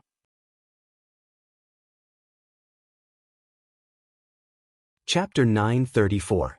When a computer idiot saw a real computer expert, he would not be too surprised or easily show an expression of admiration, because to him, anyone who could reconfigure the workbench system was an expert. For the same reason, a dwarf would not be too surprised when he saw a giant. He would keep chasing after them, because to him, every ordinary person walking on the street was a giant. But when Gu Shifeng saw Shi Qinghai, she would be surprised because he was a real computer expert. When Hu Shi saw this person, he was also shocked because he was tall and sturdy, but it was the first time in his life that he had seen such a tall and sturdy man. Because he was too shocked, Hu Shi completely forgot to stop him. He looked at the tall and sturdy man walking into the ring and rubbed his eyes in disbelief. The second round of the fight, which involved Lin Banshan's most important foundation in Bermuda, two of the most critical freight routes, and countless lives, officially began. The tall and thin man from the Bermuda Conference was dark from head to toe, like an armor plate that had been roasted by flames. Under his smooth but tough skin, slender muscles were hidden, which was the best physique for close combat. The tall and thin boxer did not know that the orphan gang had changed members, and he did not care about these details. As a soldier, he came to Bermuda with a hidden identity. What he needed to do was very simple, and that was to defeat everyone in front of him. With a whoosh, the tall and thin boxer quickly stepped forward, his left knee hitting the outer side of the tall and sturdy man's calf, and his right palm turned into a knife and chopped at the opponent's armpit. The most fatal attack was hidden at his waist, a hidden punch. The opponent was very tall and strong, and was a head and a half taller than him, but the tall and thin boxer did not care at all. In his opinion, these guys from Bermuda who were trained in martial arts only had brute strength. At most, they only knew some superficial skills. Compared to the sharp killing skills honed in the military, it was like a child's game. So he did not care to hold back, and used his best close combat skills to kill in one blow. At the moment when he suddenly attacked with a finger clenched at his waist, he seemed to have seen the scene of his opponent's throat breaking and blood spurting out and falling to the ground. 3 crisp sounds rang out almost at the same time. The tall and thin boxer's knee hit the outside of the opponent's calf where the pain nerve bundle gathered, and the knife in his hand heavily chopped under the opponent's armpit. Then his right foot stepped forward, and the long-prepared left fist suddenly struck out. The fist ruthlessly hit the opponent's throat. The tall and skinny boxer's pupils suddenly shrank. He didn't understand why the burly man in front of him didn't fall down. His incomparably ruthless 3 consecutive strikes had clearly landed accurately on the opponent's vital points. Why didn't the opponent react at all? At this time, a clear and terrifying pain came from his left wrist. The skinny and tall boxer's face changed dramatically. He found that his left fist, which he was sure to hit, had hit his opponent's chest, which was harder than steel. The moment the whistling sound of the fist wind rose, only a few of the hundreds of people in the venue could see that the burly man simply turned around. It was this simple turn of the body that caused the tall and thin boxer's ruthless 3-hit combo to deviate slightly from the intended target.